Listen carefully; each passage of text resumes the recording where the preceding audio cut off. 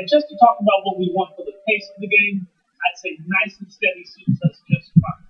It doesn't have to be attractive. That's it for now, guys. Let's go get that double.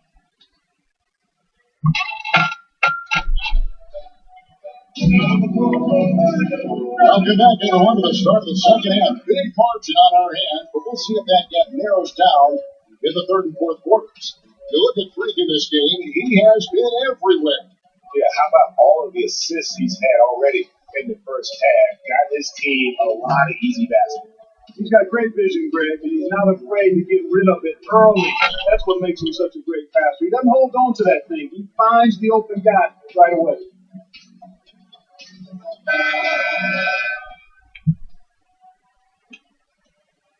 Vladimir just 39% from the field, struggling to find that net. On the court for the Knicks. Kennedy, he's in at point guard. Porzingis is out there with Robin Lopez. And it's Anthony, and it's Stevenson in at the shooting guard position. Fareed, a screen on Stevenson. Down to 5 on the shot clock. No one near Moody as he lets it go. Off target with his 3. It's a +5 advantage for them in the rebounding category after that board. Very steady. They're working on the interior. A well-rounded effort overall. Here's Barton. Nurkic, a screen on Stevenson. Here's Barton. He's guarded by Stevenson. Screen by Nurkic. Here's Barton. It's rebounded by Porzingis. Porzingis has got his 8th rebound here tonight. And if you're just joining us, we play over a minute here in the third. Here's Denver now. And there's the feed to Mudia. He kicks to Nurkic. There's a screen. Passes it to Barton. Fareed dishes to Dang. Gets it to go from behind the arc. Boy, I tell you what, he loves getting looks like that from the three-point line. No one near him. That's a warm-up jumper for him. Outside Anthony. Feeds to Freak. Down low. And the shot counts. He's fouled, and it's a chance for a 3-point play. Moving it around. 8 of their last 10 coming off assists. And Greg, you know nothing makes a coach happier than selflessness on the basketball court. Well, that's shooting their 5th attempt at the line in the game.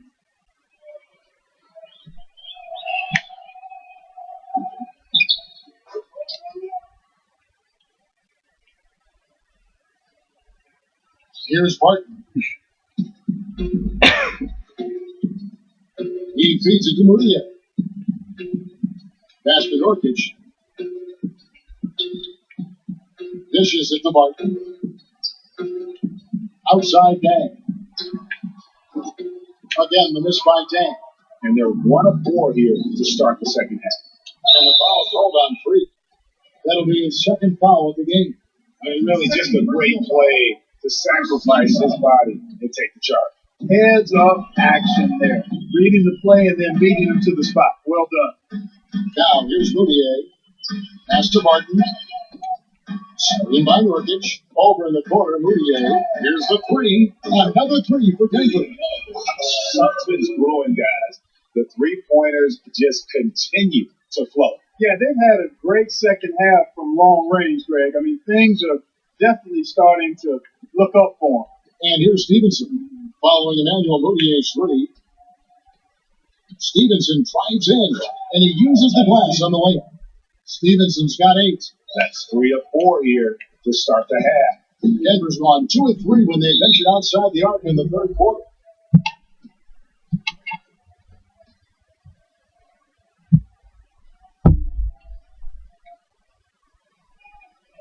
Let's find out what Doris Burkhouse sports. Hi, Kevin. I was able to hear the advice Mike Malone gave to his team during that last break.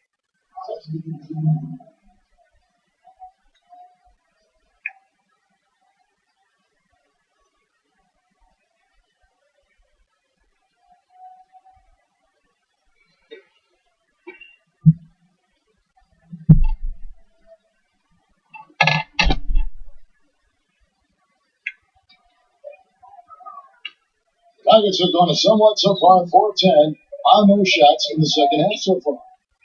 Moutier kicks to Hickson to the left wing. Here's Caldwell Pope. The shot is off. Good work defensively by Smith. The Knicks lead by 22. Smith with a screen on Gallinari. Augustine passes to Smith. He used that pick to get in close. Smith's got 9 points. Great pass that time by DJ Augustine. Moutier with the ball. Out defended by Freak. Moutier kicks to Gallinari.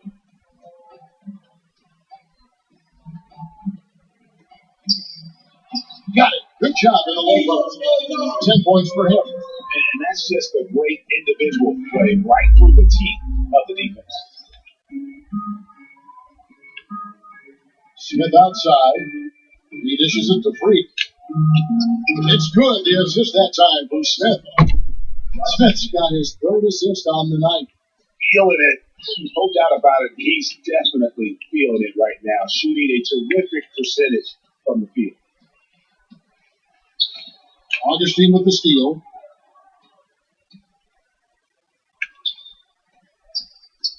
Back to Williams.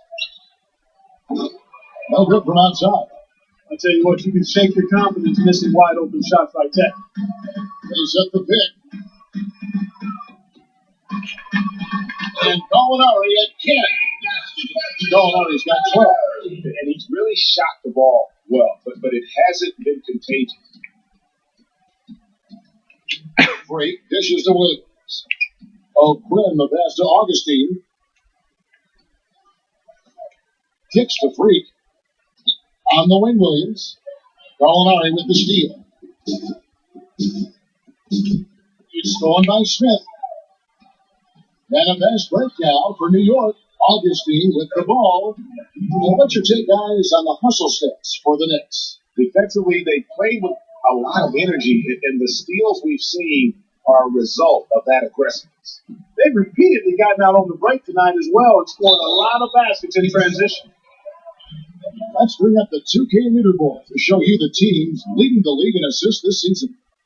Number 1, the Knicks. The beauty of watching this team is seeing the ball move around the court. It doesn't stick. That's why they're at the top of that list. He hits the second from the line. Here's Augustine. He has 7. And here's Freak. Smith drives in. Here's where the New York Knicks sit early in the season in the NBA statistics. Tops in scoring. First in assists. And also number 1 in shooting percentage. This is a team that prides itself on taking high-quality shots. And you go back to their offense, the most explosive in the league. I mean, everyone talks about the great offense beating great defenses. And I tell you what, they make it difficult to hang with. Martin's checked in for Denver. Well, that pass went according to plan. Yeah, nice job there, Greg. Recognizing the opportunity was there to push him, and then excellent execution. Smith kicks to Augustine. Screen by Smith. Augustine, that's good. Augustine's got 7 now in this quarter. Shots are just flowing.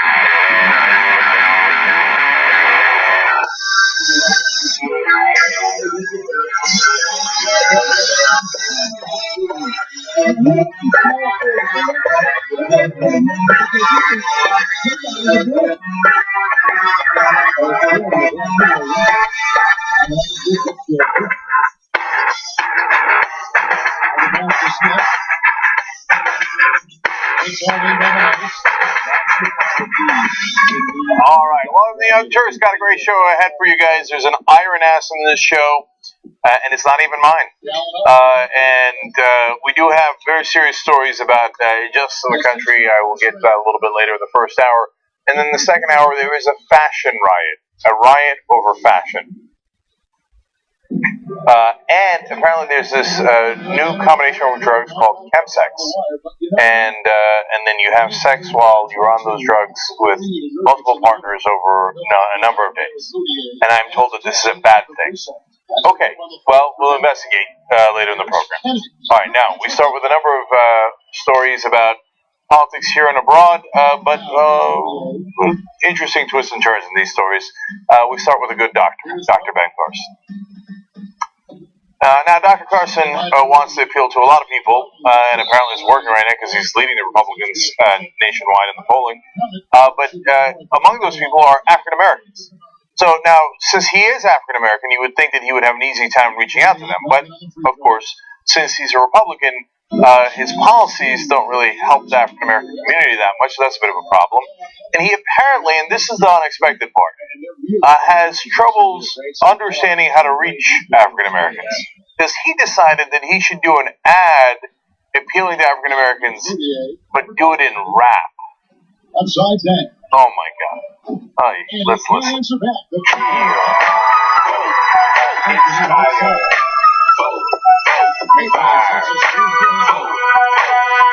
Ben Carson 2016. And support Ben Carson for our next president and be awesome. America became a great nation early on, not because it was flooded with politicians, but because it was flooded with people who understood the value of personal responsibility, hard work, creativity, innovation, and that's what will get us on the right track now. I'm very hopeful that I'm not the only one who's willing to pick up the baton of freedom. Because freedom is not free and we must fight for it every day. Every one of us must fight for it because we're fighting for our children and the next generation. If we want to get America back on track, we got to vote Ben Carson. A matter of fact, go out and vote. I'm Ben Carson and I approve this message. But why? Why did you approve it? So, how should we get black people to vote for Republicans? Oh, I know. Let's rap to them. Oh, I don't know. It sounds enormously patronizing to me and totally disconnected from the community. But what would I know? All right, J.R. Jackson, what's your take on this? Did the rapping appeal to you? Did it all of a sudden make you a Republican? Well, when I heard him in my Monster headphones, I was like, turn it up. Vote.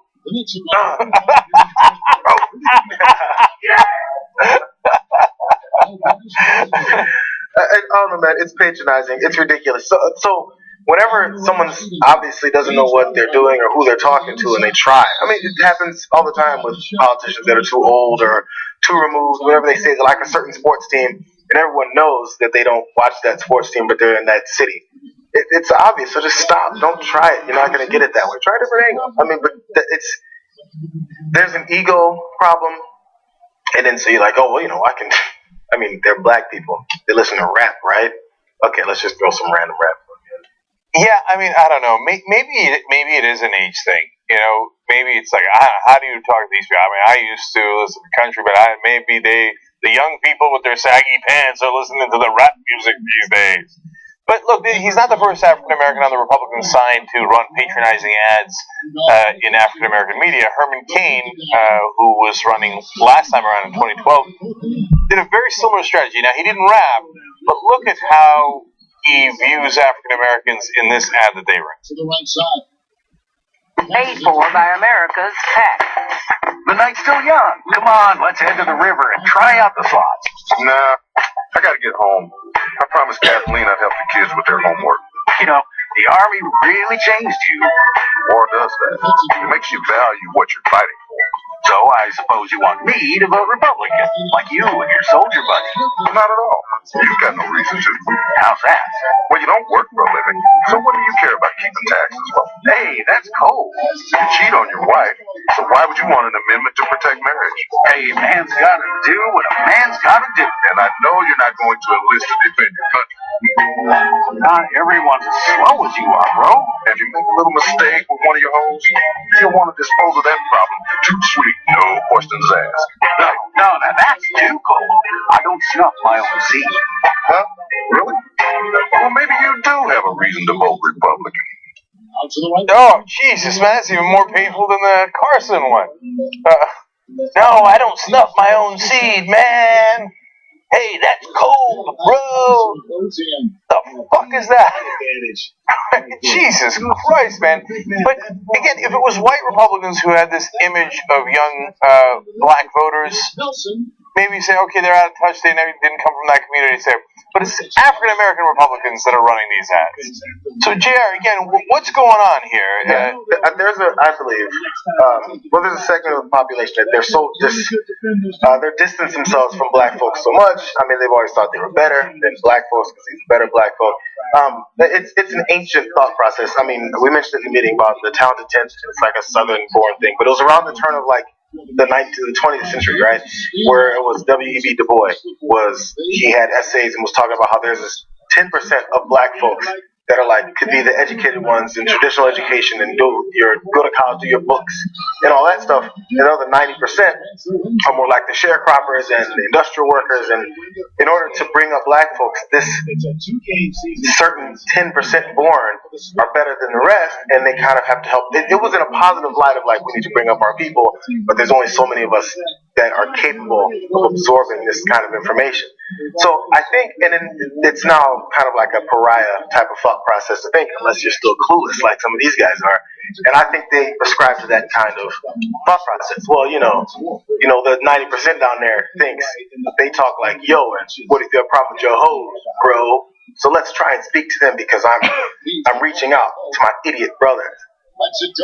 I don't know. I don't know if they ascribe to the talented ten thing, but it's the mindset of that. And originally it was for they thought it was a good process, but even later in life, Du Bois kind of changed his perspective on that. These guys didn't even.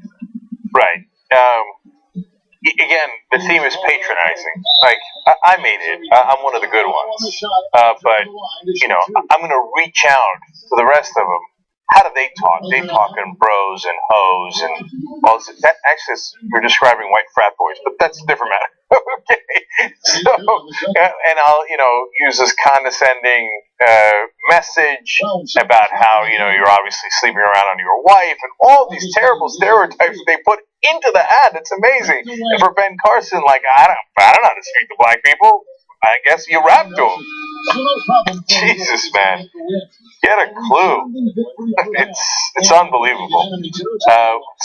Their black candidates sometimes are whiter than their white candidates. They just completely took the crowd. Just when you thought it couldn't be done.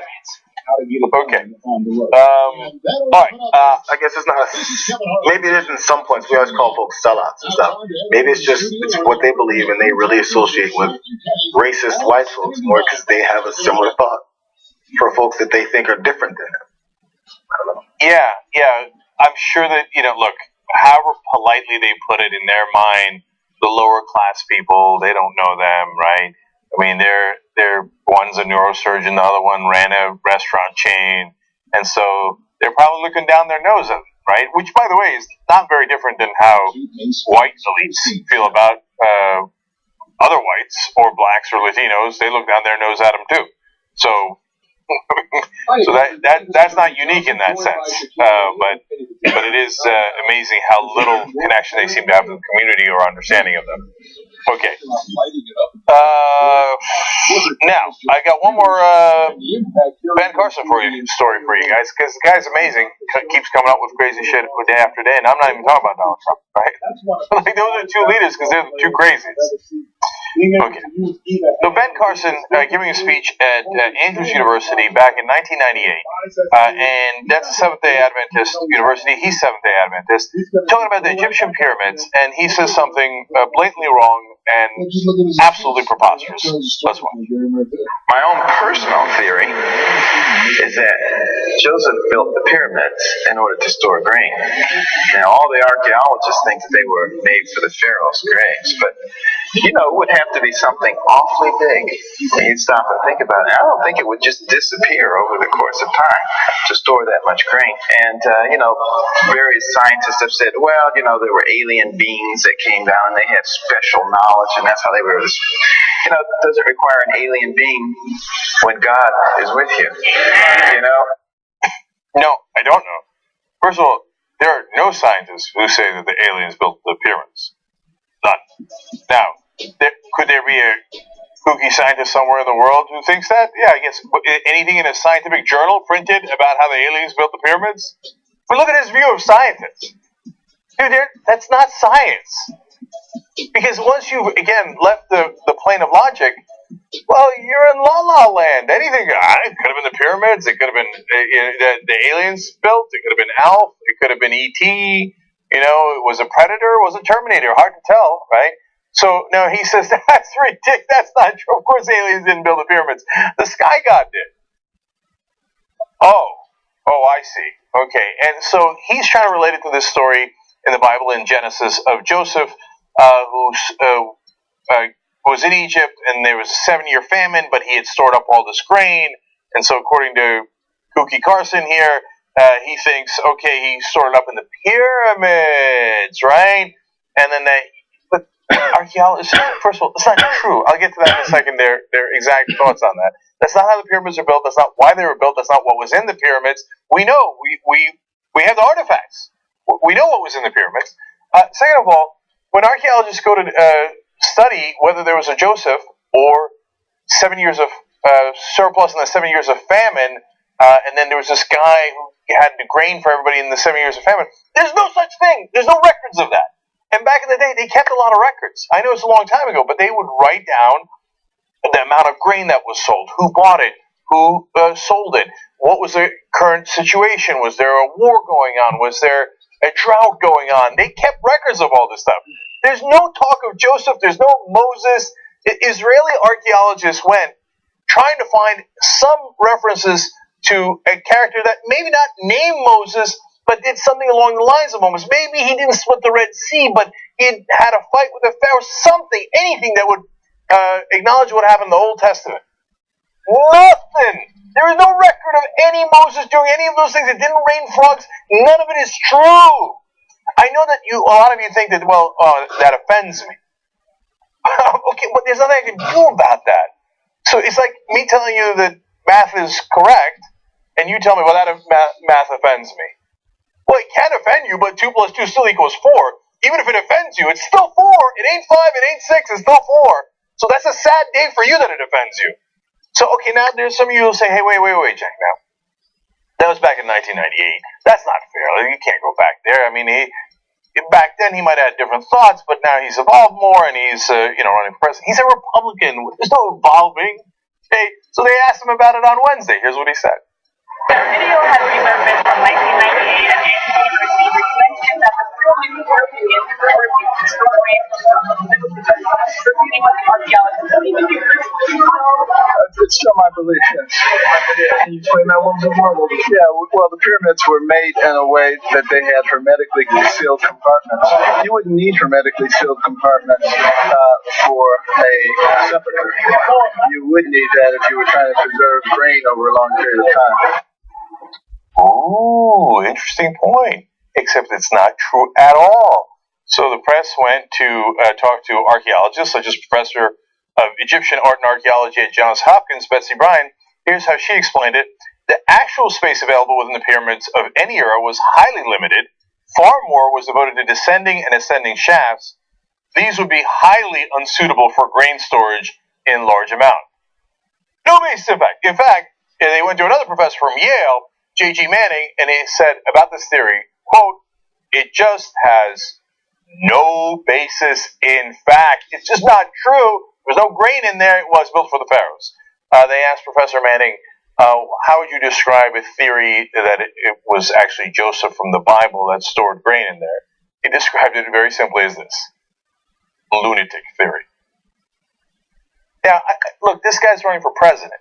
And some of the mainstream media are worried about it. Gotcha questions. Can we ask this of people? Should we judge them based on that? We don't want to offend the religious people in this country. But we're going to elect the guy who's going to be the most powerful man on earth. And he believes things that aren't remotely true. He lives in a completely altered reality where archaeologists, all of them, are in cahoots. 100% of the archaeologists in the world decided to do a conspiracy to hide the fact that Joseph had in fact stored the grain in those pyramids, and that in the 7 years of famine, cuckoo for Cocoa Puffs, right? So, I know they deny climate change because they get paid by the oil companies. I know that they say 97% of the world's scientists in regards to climate change are lying and are part of a global conspiracy, etc., right? But now they've gone to archaeology, and they just refuse to acknowledge things that are scientifically established. So, okay, if you want to vote for that, fine, but understand that you're purposely on the side of stupid, on the side of ignorance. You're wrong. There's no dispute over it. So you want to say, hey, I'm proud to vote for an idiot that doesn't know anything about facts, and I'd like to have him in charge of the nuclear football and the ability to blow up the entire planet. God knows what's going through the lunatic mind of Ben Carson. You see, in Genesis and Revelation, it says that Armageddon will come when I press the nuclear button. And I destroy the Middle East, and Jesus will come back. You don't think he thinks that? I don't know. I don't know what he thinks. Because he's not in the reality-based world. How do you talk to a guy like that? You want to make that guy president and commander-in-chief and in charge of the biggest military the world has ever seen? You're just as nuts as him if you're thinking about voting for this guy. He is leading among the Republicans now. Number one in the national polls on the Republican side. If there is a God, God help us all.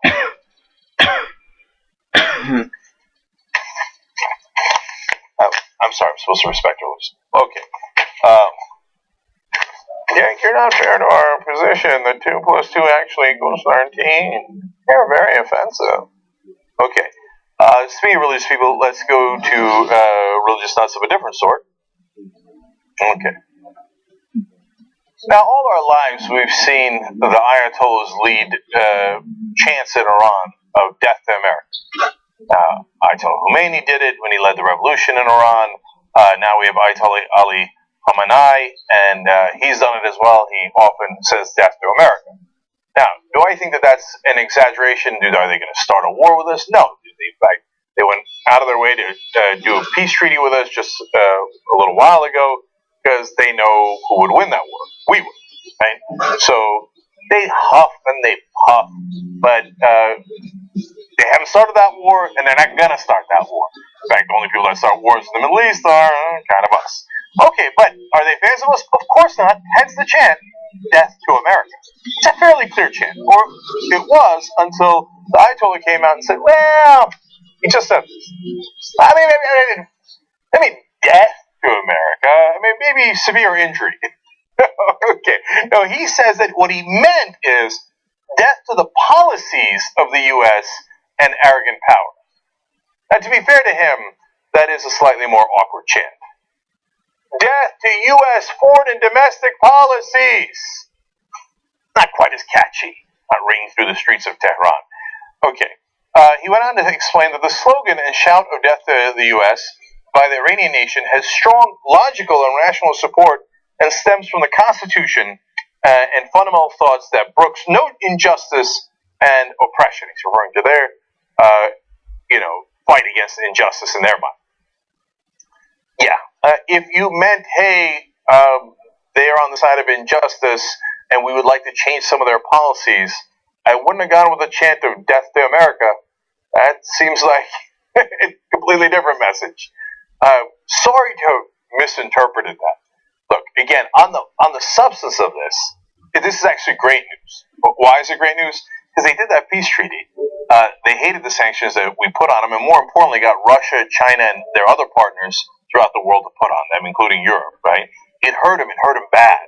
Now that we did the peace treaty, the question is, are they going to listen to it, and are they actually going to stop their nuclear energy program? They never had a nuclear weapons program, and thank God for this treaty, because that means that they're never going to have a nuclear weapons program if they abide by the treaty. This, trying to explain away death to America, means that it's more likely that they will abide by the treaty.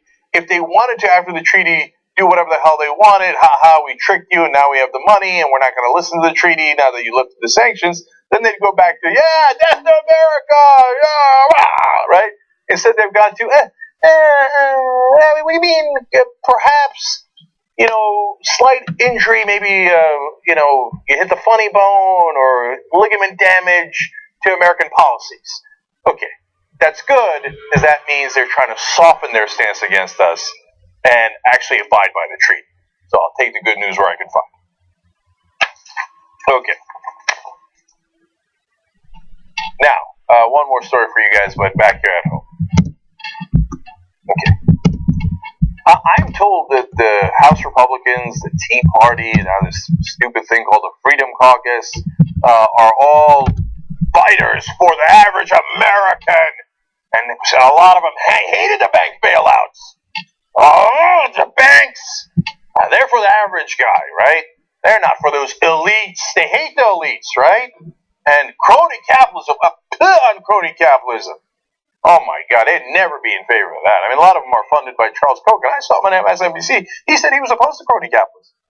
So now a highway funding bill comes up. Great, an opportunity to prove themselves, as a lot of the bills are. Now, they need the money for the highways and other things that are part of the bill. The problem is, for the Republicans, they pay through it a tax on gas, right?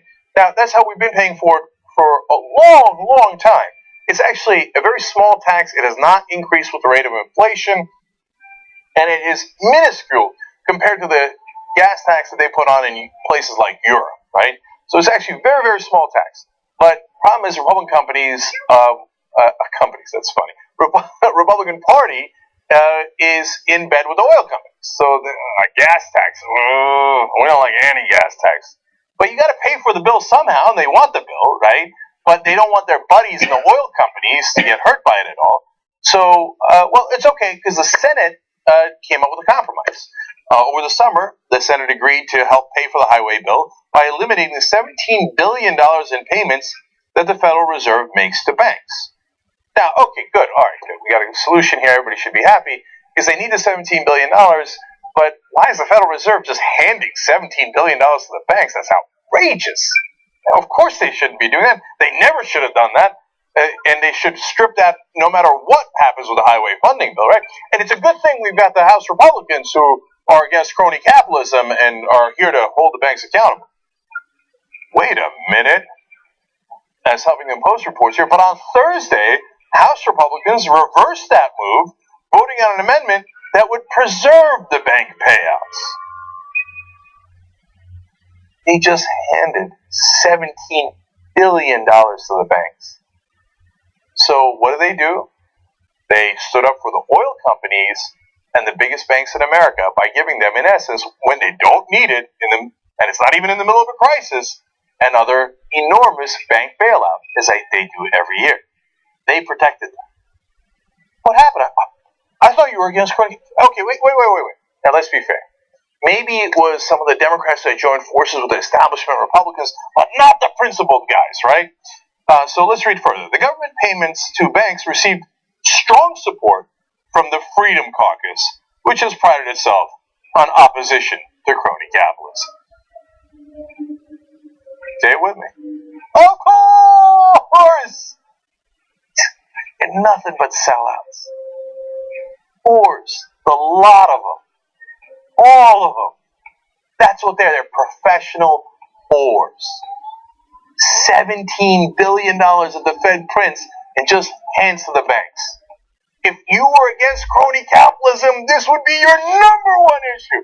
Instead, they're like, oh, banks, did we do enough? Here's $17 billion. Give me donations. Yes, the banks and the oil companies gave me donations. I can win my race again. Bitches. That's what these guys are. You voted for them? You think they're against crony capitalism? You think they're on your side? No! They represent the banks and the oil companies. When are you going to get it through your head? They just give them $17 billion. When's the last time they gave you $17 billion? When's the last time they protected your $17 billion? Never. These Republicans, and by the way, a lot of Democrats, credit where credit is due. The guys who voted against us in the House, the Progressive Caucus, not the establishment Democrats. The guys that are the most left, they said, why are we giving away American taxpayer money, $17 billion, to the richest banks in the country? Why are we doing that? Oh, yeah, they're socialists. No, they're the ones protecting you. So, okay, you want to vote to support the big banks, give away bailout after bailout to the banks? Vote Republican. Vote as conservative as you can. What you'll get is these exact bitches, Young Turks.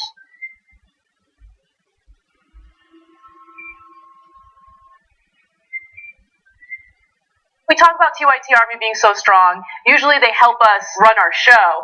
Now they're going to help us run the country. Oh, like this. time that we reclaim democracy for the people.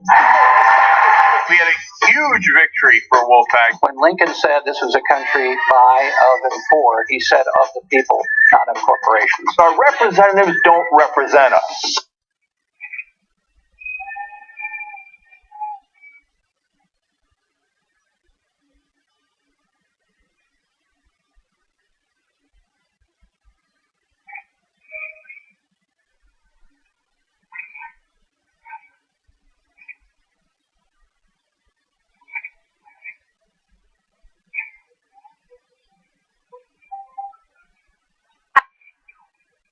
Pack.com.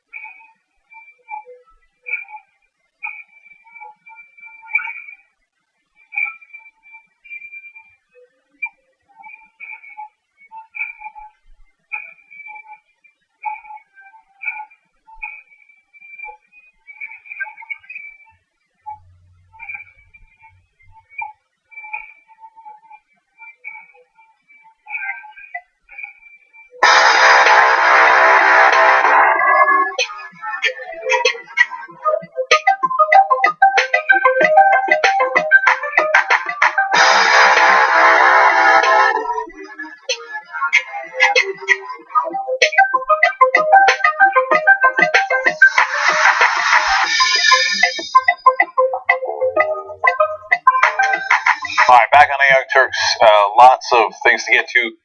First of all, everybody, don't forget, on Friday there's a forum. I don't know if you guys know about this or not.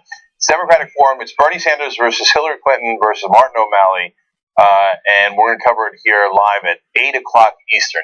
TYTnetwork.com/live. Look, anytime there's any debate, you come here to TYTnetwork.com. We'll always cover it for you guys. And we're going to do that on Friday night, so don't miss it. So the whole TYT crew, pre-debate, post-debate, during the debate, and this time we're going to carry audio of the debate as well. So you'll be able to hear our play-by-play commentary. So it's going to be great. Speaking of great, we're on Watchable now.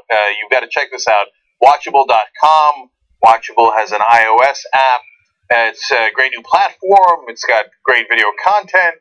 And they only asked the top digital players to be part of their launch. Not a big deal. Kind of had to have the Young Turks. So it's on there. Oh, by the way, we should do a little underplaying this. I'm not really underplaying it anymore now that I did that. Hollywood Reporter, top 30 YouTube influencers, #1 in news. Oh, right, Young Turks. Not a big deal. I'm just putting it out there. I'm just telling you. My job is to report the news. That's news that I'm reporting. Okay?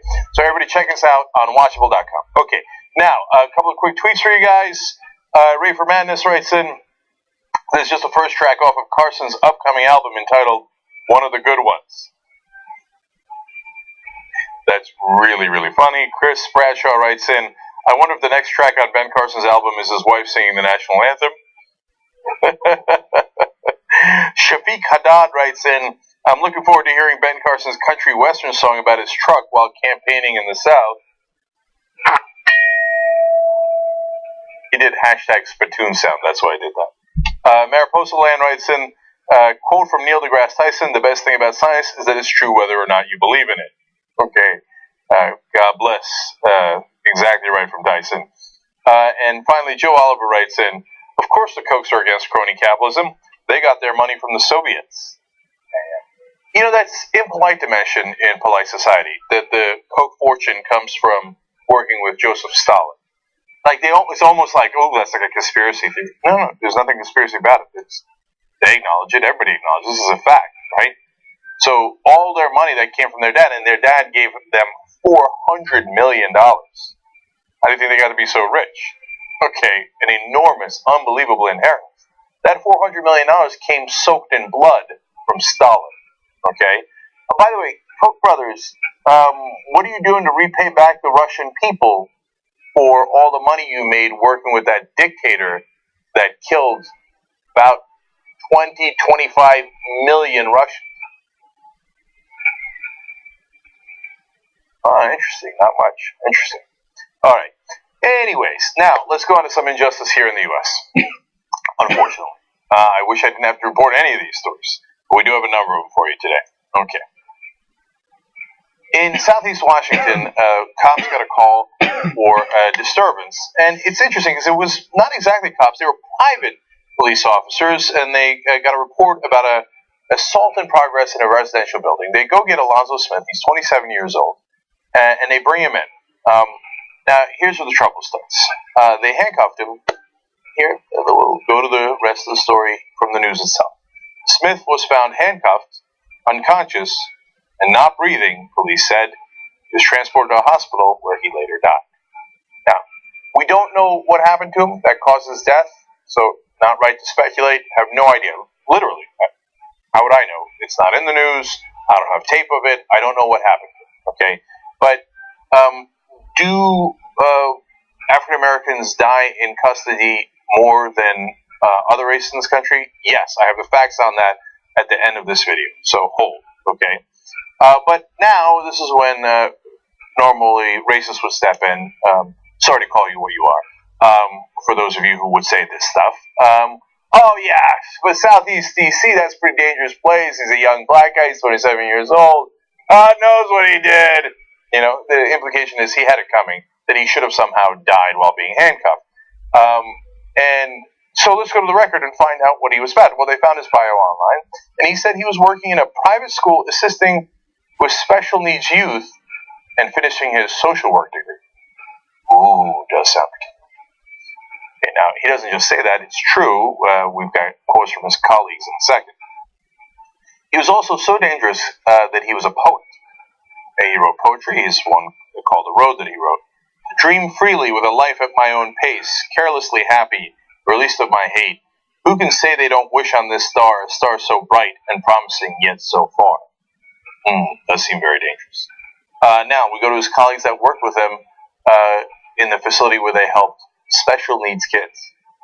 This Smith was one hell of a great worker who kept the kids smiling and did his job right.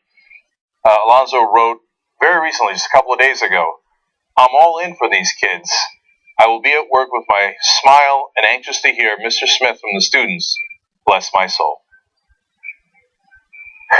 Again, don't get carried away in thinking, oh, they killed him or something. We don't know anything about that. Maybe he had a heart attack. We don't know anything about it. Okay? But does this happen disproportionately to African Americans? Yes, it does.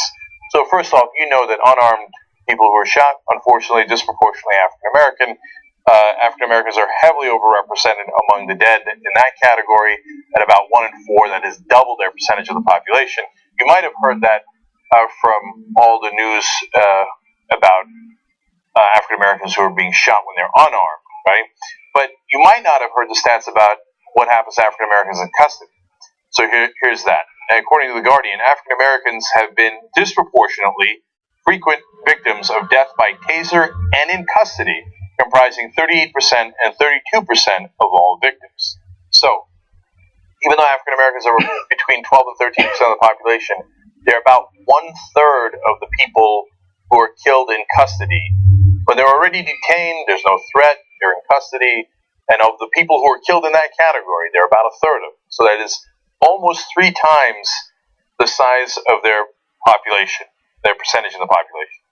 So, do they get killed in custody far more than other races? Yes, that is an empirical fact. Why that happens is an interesting question and one we should discuss so that we can get to a solution.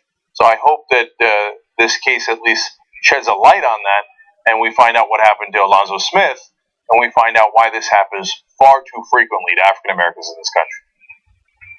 Okay. So, now, we go to another case of police brutality. This case is against white people. So, the racist whites who usually comment on these videos, you can go ahead and actually get mad about this one. Okay, because it's a white guy. Okay. Anyway, here we go.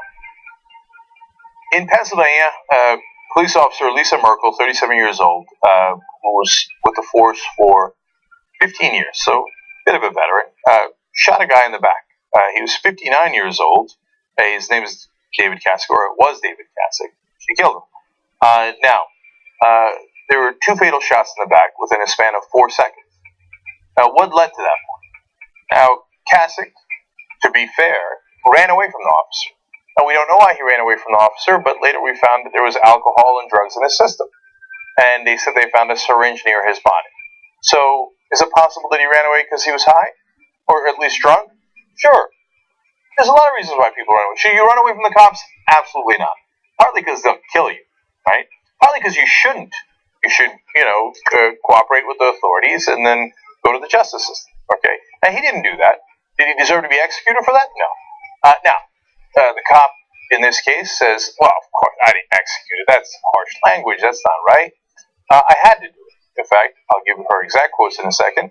But she says he ran away, and then she tased him 4 times. Then he fell to the ground, and he's lying on his stomach.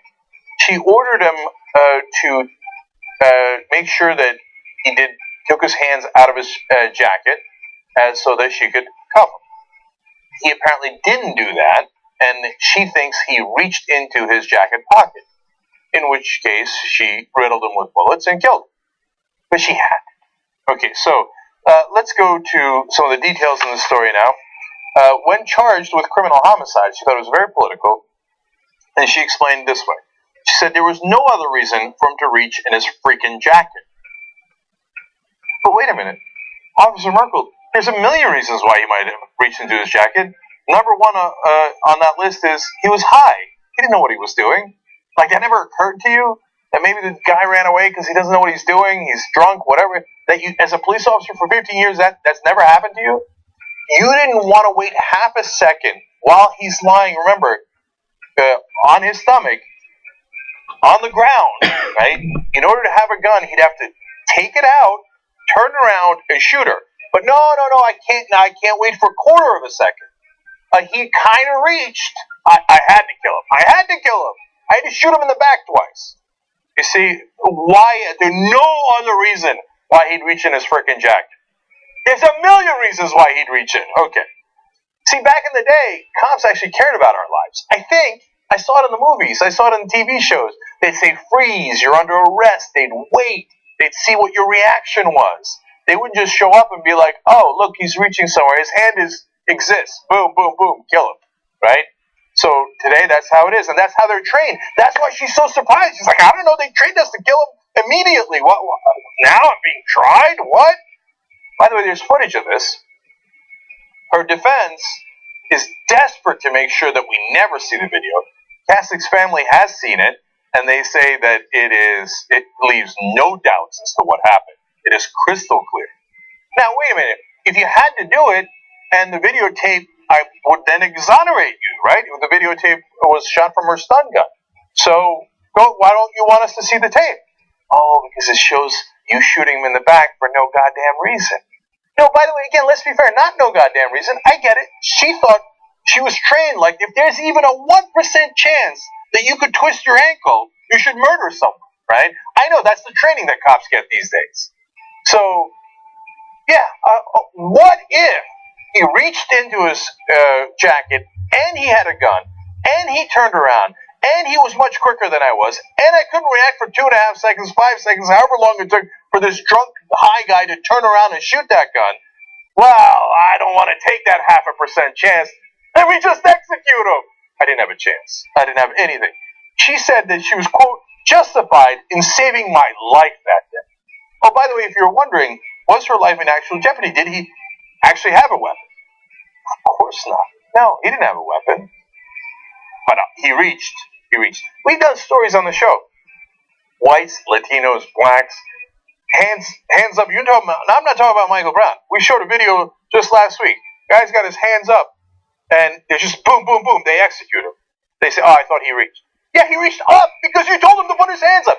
Another story we did a couple of weeks ago, they say, oh, the kid was reaching. Why? They told him to get on the ground. He was reaching for the ground because he was going to get on the ground. Reaching, shoot him dead, right? She saved her life that day. But how can you say that when you know there wasn't a weapon?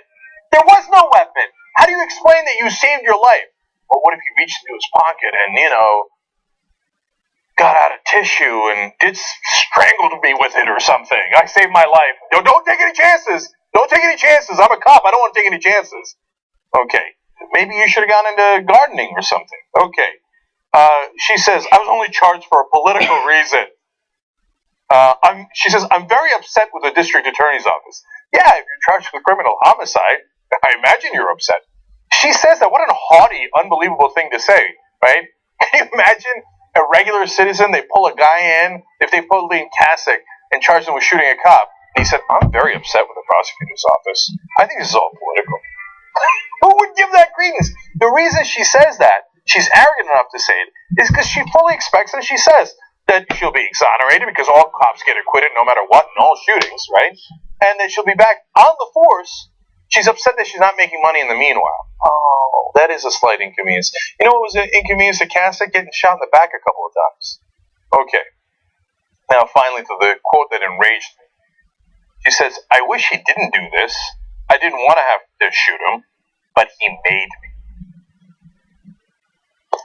See, but that is the position of power. I've seen this in foreign policy, too. They made us. They made us bomb them.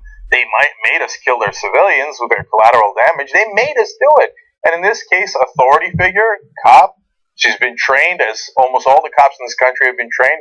Don't ever take even the slightest risk with your health or well-being. If you're going to have trouble walking to get a donut or whatever you're going to do, don't take any risk. Just shoot him in the back. Shoot him in the back right away. Don't take any risks, right? So he reached. I don't know. I'm not going to find out if he's got a weapon of any sort. I'm just going to kill him on the spot. You know why I did it? Because he made me. See all these wily criminals making you shoot them in the back all the time? No, this is a police state that has run amok.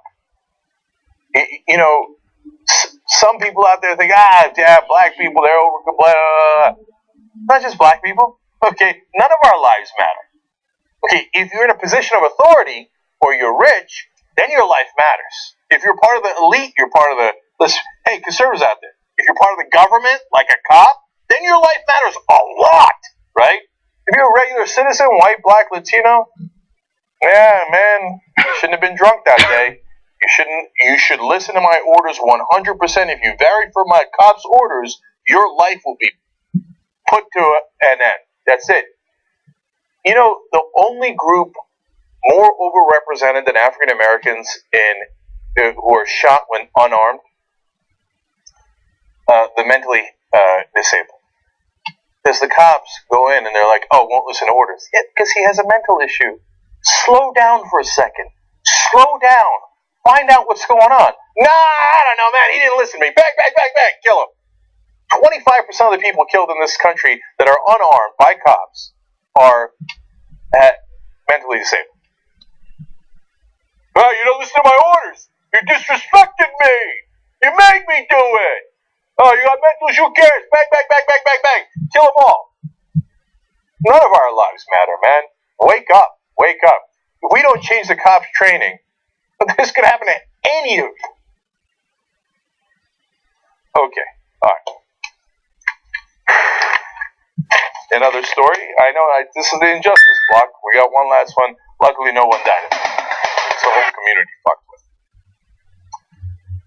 Now, when the Justice Department looked into Ferguson, Missouri, they found something disturbing, which is that they decided, the government there, to make a lot of their money by fining the community and the citizens.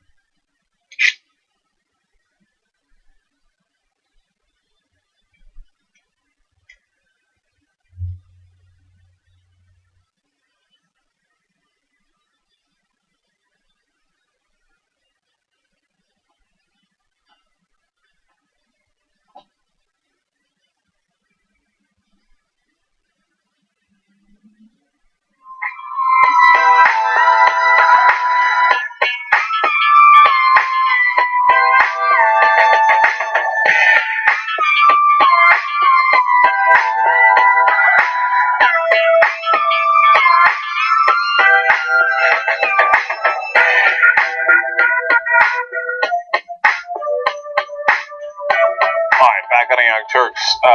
So that's what I get for bragging about being the top news influencer online, blah, blah, blah. As I was doing earlier, of course, we have yet another technical issue. Welcome to the Young Turks. Okay. Sorry, guys. I appreciate your patience. Those of you who are online, the members, of course, you can't tell because you get the show in a continuous way. So, by the way, even though the money still hasn't caught up, you couldn't tell. So we appreciate all of you members. And if you want to become a member and support us, tytnetwork.com/subscribe. Okay, let me read you a couple of tweets and I'll finish the last couple of stories here in the first hour for you guys. And then we'll bring in Brett and Grace and do some fun stories. Okay. Anna, these are all three are about that last story I told you with the guy shot in Pennsylvania in the back. Anna Koana writes in, sounds like Anaconda, but anyway, it's missing a letter. This story happened near my neighborhood. You're giving more detail than all of our local news channels, and they won't show the video.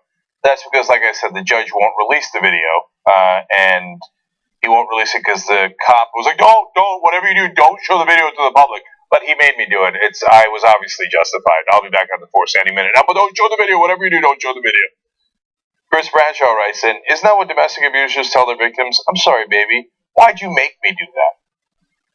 Exactly. Bingo. Right? And Tony Pedro says, I found out about TYT Network while looking for college tips and ended up watching #TYT University. Oh, that's old school. That's now renamed Think Tank, of course. TYT is now my main news source. Thank you, Tony. Appreciate it. Much love. Okay, now, your last couple of stories. Recently, Justice Department looked at Ferguson, Missouri, and found out that they'd been issuing fines and traffic tickets to the community at a much greater rate in order to fund the government. So that's a regressive tax. Instead of taxing the rich, they tax the poor by giving you a traffic ticket that you shouldn't have necessarily gotten. That's how they do raise their revenue. And when they do that, a lot of times people can't afford it. And if you can't afford it, and it's the government you owe money to, they can put you in jail. So it sets up a vicious cycle. Well, now there's a news story out of Pagedale. That's a St. Louis suburb, also in Missouri, obviously. And it turns out that what they're doing is like lifestyle fines more than anything else. And they realize it's a good scam in order to fund the government. So since 2010, municipal citations have increased 495% in Pagedale. Okay? So what happened? All of a sudden, there was this explosion in fines that you just had to give out. Oh, you'll see what some of these dangerous situations are in a second. But I had to do it all of a sudden, right? Now, are they doing this to the most powerless? Are they picking on African Americans, as was the case in Ferguson? Or are they being even-handed about it? I mean, Pagedale, it could be, maybe it's a microcosm of America. Well, what percentage of Pagedale are black? Oh, right, 95%. Okay. So, let's get to the dangerous things that they are issued citations for. The lawsuit from Institute for Justice accuses Pagedale of an unprecedented governmental intrusion into the homes of its residents for issuing tickets for things like barbecuing in the front yard, drinking beer too close to the grill, and even saggy pants. And then a lot of times these tickets then add up to one couple had tickets for $1,800 based on nonsense like this. They can't pay it. Next thing you know, there's an actual warrant out for their arrest, and their lives are ruined because they were drinking beer too close to the grill. Now, you do this with right-wing white folks. You bring cops in to complain about their barbecuing in the wrong part of the yard, and they'll shoot you, right? But black people don't have that power. Thank God I don't want anybody getting shot in any way. But the cops get to come in there and bother them, harass them. I didn't like the way your clothes are. I didn't like your grill. I didn't like how you're drinking the beer. Money, money, money, money. Give me money. Oh, yeah, I fund myself with that. And they get away with it day after day after day. So now the city attorney in Pagedale, Sam Alta, says, no. Quote, both the lawsuit and any perception that these people are being treated unfairly is unfortunate. I don't like to emphasize these people too much. Oftentimes people say that, it's no big deal. In that sentence, it really sounded like, these people. Now they're bothering to sue us? What do you mean sue us? Your tie's a little crooked. Give me $500. Right? Sam Alton continues, the city is doing everything it can within the boundaries of the law to make sure that properties within the city are code compliant and do not present any type of danger or risk to the residents of the city. Okay. I mean, if your pants are a little low, that's a real danger to the city. These guys, good government officials in Pagedale are on it. Now, I'm told by the right wing and Fox News that the government is way too big and intrudes into our private lives way too much. So I am positive that Fox News is all over this story. Conservatives across the country are rallying for the cause of African Americans in Pagedale to free them from the oppressive big government that's keeping them down. Oh, they're not doing that. Interesting. I wonder why. Okay. Now, we go to Iron Ass. George H.W. Bush has a new book out. It's called Destiny and Power, The American Odyssey of George Herbert Walker Bush. It's really about his time in office, written by someone else that obviously got all these stories from him. And in there, he goes after, kind of, Dick Cheney and definitely Don Rumsfeld. Now, it's an interesting moment for Dick Cheney because at the same time we found out that they're putting his bust up in the Senate to commemorate what a great leader Dick Cheney was. Now, I'd get on the Republicans for that, but it turns out, no, all vice presidents, because they're technically president of the Senate, get a statue made and their bust put on in some hallway in the Senate. So, but at this moment when we should be celebrating Dick Cheney, these terrible things come out about him. So apparently George H.W. Bush called him, quote, an iron ass, which I don't know how to take that, right? There's an interpretation of that which is positive. Like, my ass is rock hard. It's possible that you can call my ass an iron ass. Anyway, I digress.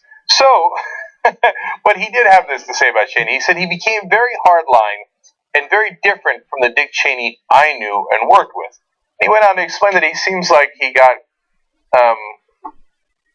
there's an interesting charge, that he got influenced too much by other members of his family that were even more conservative than he was, including his wife and his daughter.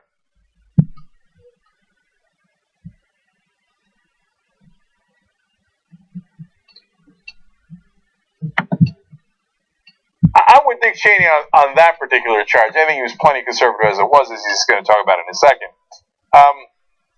But he also said that he became part of the people who wanted to, quote, fight about everything, use force to get our way in the Middle East.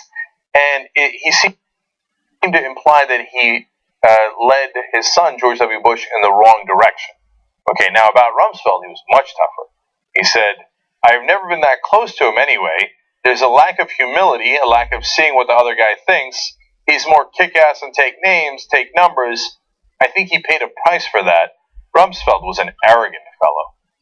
Now, unfortunately, no, he didn't pay a price for that. He's still respected in Washington, and sometimes Code Pink will chant war criminal at Rumsfeld, and they'll get arrested, and they're like, oh, everybody in Washington will be like, oh, these Code Pink people, how dare you! Meanwhile, over 150,000 at a bare minimum civilians killed in Iraq in the war, senseless war that they started.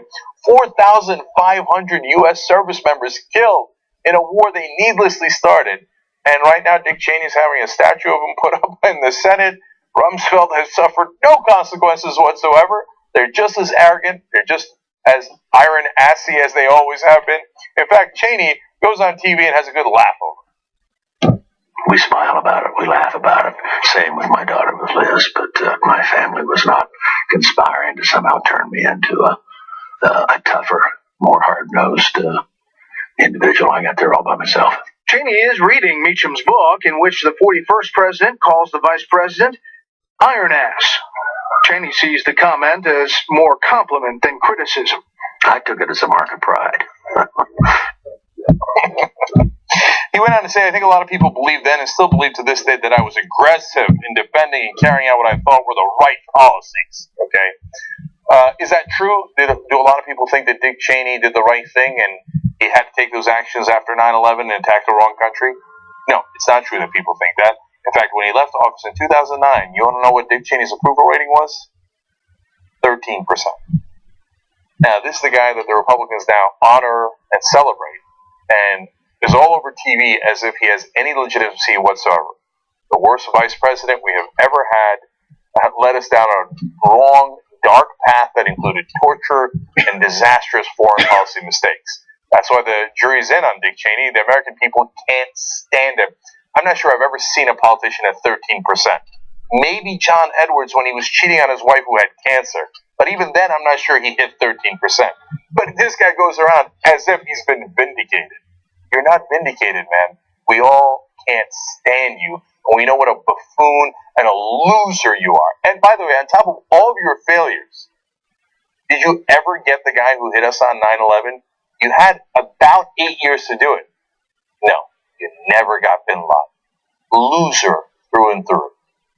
Okay, last story for you guys. And on a good note. Here comes Bernie Sanders. Feel the burn. Wants to legalize marijuana, okay? He introduced a bill called the Ending Federal Marijuana Prohibition Act. The Hill explains this is the first Senate bill to, however, other states could still choose to prohibit pot, okay? But it would go a long, long way. And this is exactly what President Obama is not doing. Now, President Obama is not interfering with the 4 states that have made recreational pot legal: Colorado, Washington, Oregon, and Alaska, where Sarah Palin can now legally smoke weed. But he's certainly not made any effort to legalize it. And in fact, Bernie Sanders became the first candidate from a major party to endorse marijuana legalization. Now, he had hinted that he was going to introduce this bill last week, and when he talked about it in his speech, he got this reaction. In my view, the time is long overdue for us to remove the federal prohibition on marijuana.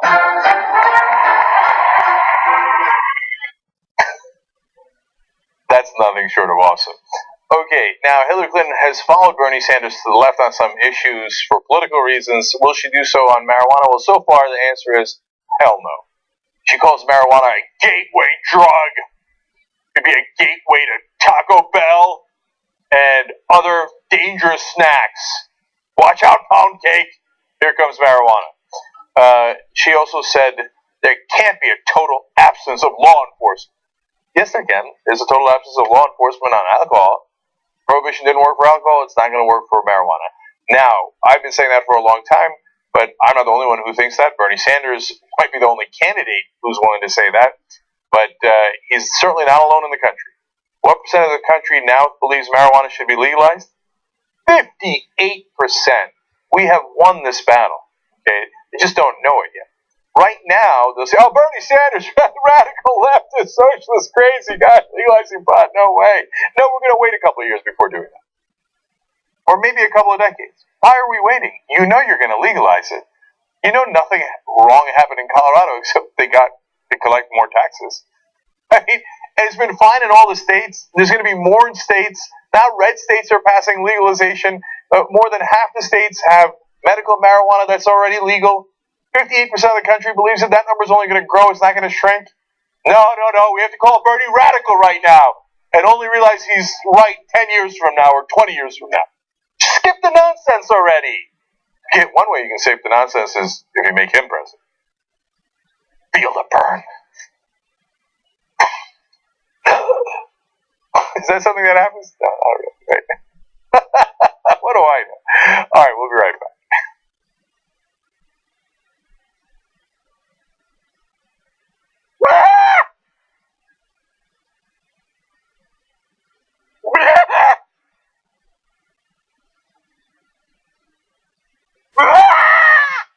Mayweather will knock out Pacquiao.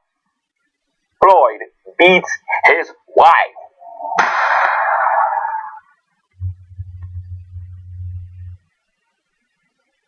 He's so progressive. He recycles his thoughts. His car cleans the air. He prosecuted a bank executive and won.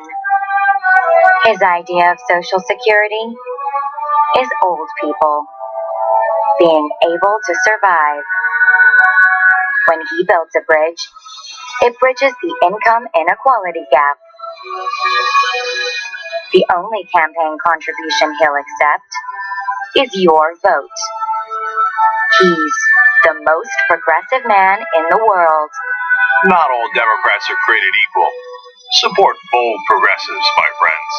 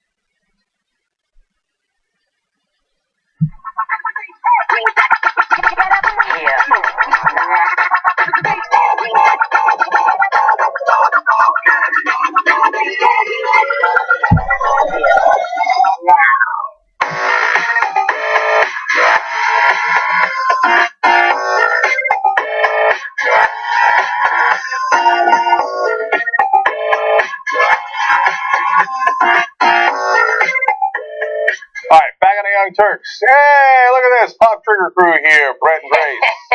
All right. Finally. At last. All right, I'm going to read some tweets, then we're going to do a fashion riot, which is awesome. First of all, Angry Raider fan is starting a hashtag that I rather enjoy, and I hope catches on. He says, I found TYT because I'm a film geek and read Chrissy Lemire's reviews, and therefore found What the Flick, and then, became a fan, and he says, hashtag how I found TYT. Oh, that's great. I love that! Let's do that! Hashtag how I found TYT. I used Waze tonight. Really? Yeah. Oh, God. Saved you 2 minutes, but at least you had to drive perpendicularly across a highway. Yes. Then Sean Phoenix Best writes saying cops terrorizing low-income areas and putting them in even more debt. This is just bullying and prison industrial complex at its core. Okay, that's a good serious tweet. That's how I found TYT. Is that right? Yeah, through the prison industrial complex. Yep. Right. We're huge in prisons. Huge. John Connor writes in, Hillary Clinton is a gateway to Wall Street hedge funds. Burn. Feel the burn. Okay. I like it. All right. Brett, what do you got for us? We have some awesome stuff. Some of which was covered on Pop Trigger as well. So you get a double dose of this. We've honed our skills earlier today so that we can be at the top of our game. Well, Pop Trigger is hashtag how I found TYT. Yeah, that's crazy. That's amazing. That's like a time travel type thing. Right. All right, let's do this. H&M, as Francis calls it, for those of you who watch TYT Sports, H&M and Balmain, who is a clothing designer who has styled folks such as Rihanna, Kylie Jenner, and Gigi Hadid. They recently released their new line in H&M called Balmainius X H&M. And the places went nuts. We have a video of, I think this is in Sydney, Australia, of what happened when they opened the doors for people to file in and buy their stuff.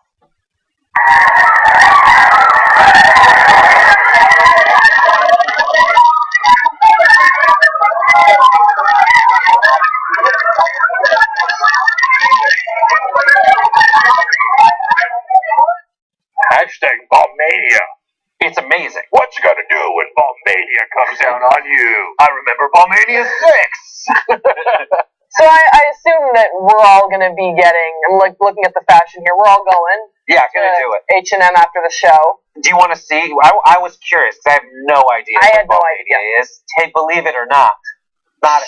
I did my customary annual J. Crew shopping and got away with this number. But other than that, we have what people are doing is they're filing in, buying a bunch of stuff, not necessarily to own it, but to auction it off because there's that much demand all over the world. Singapore, Kuala Lumpur, one of them was in London at the Oxford Circus, and people are auctioning it on eBay. We have some of these items. Oh my God, that's so revolutionary! Is that a jacket? No, those are pants. That's what's so revolutionary. Oh, crazy. I think I just caught Balmania.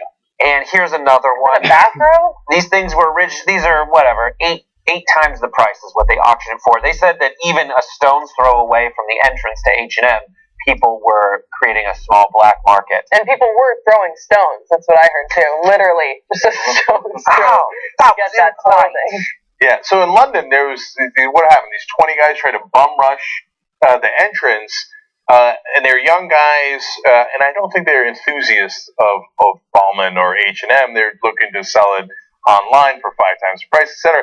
After people had waited online for overnight, and they're all there, and this poor lady's there, and she's like, oh, no, I waited. Yeah, we have a quote. I have traveled from Bulgaria, been here since 9 p.m. last night, and I just want a single piece. That jacket. My heart is set on it, but with the madness that started unfolding, ... She just blames it on these guys. She's not going to get a chance to go get that stuff. Yeah. The jacket. The jacket. God. It sounds like, in the beginning, it sounds like a Syrian refugee story. I came from Syria, and I wanted, freedom. No, just a jacket, just a beaded blazer. Yeah, and they can afford that, and if you're coming all the way from Bulgaria to buy a jacket, you're probably in pretty decent shape. One of the young girls that got the jacket, they're like, wow, you waited in line? She's like, no, of course not. I paid someone to wait in line for me. And she's like, I only paid him £50, which is about $77. And she's like, it's the best deal I ever got.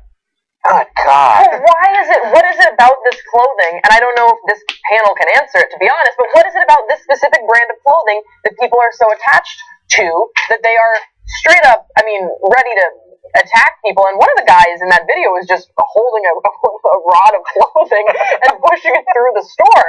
What is it about this clothing? I love it. I think people want that like euphoria of like I'm here. So it's just the rush. The rush, and then they grab and pull, and you're trying to figure out what's so. Did you not hear the names of the people who have worn styles inspired by the person who inspired these lines? Gigi Hadid, Rihanna, Kylie Jenner. These are all people I like, but I still don't. I still am not up in arms to get the clothing. I don't care. So that's the interesting question, right, Grace? What it is people like to panic.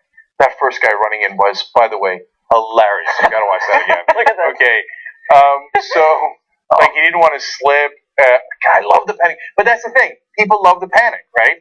And so they want to do this. It doesn't matter. They're just looking for an excuse. It could be an Apple, and it could be an iPhone. Look at the guy. Look at the guy on the beach. So, oh my God, I gotta get there it is. I want to see it again. Oh my God, I gotta go. This guy slowly is like, I already got it what I came for. But they don't even care what size it is. That's what we were talking about on Pop Trigger. It's like no one's being like, I don't know, is this gonna fit?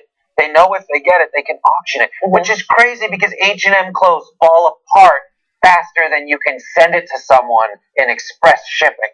I didn't even know that. It's cheap clothing. That's the appeal. It's that you have this high fashion brand that now you can buy for, I guess like $1,100. It's not for much cheaper.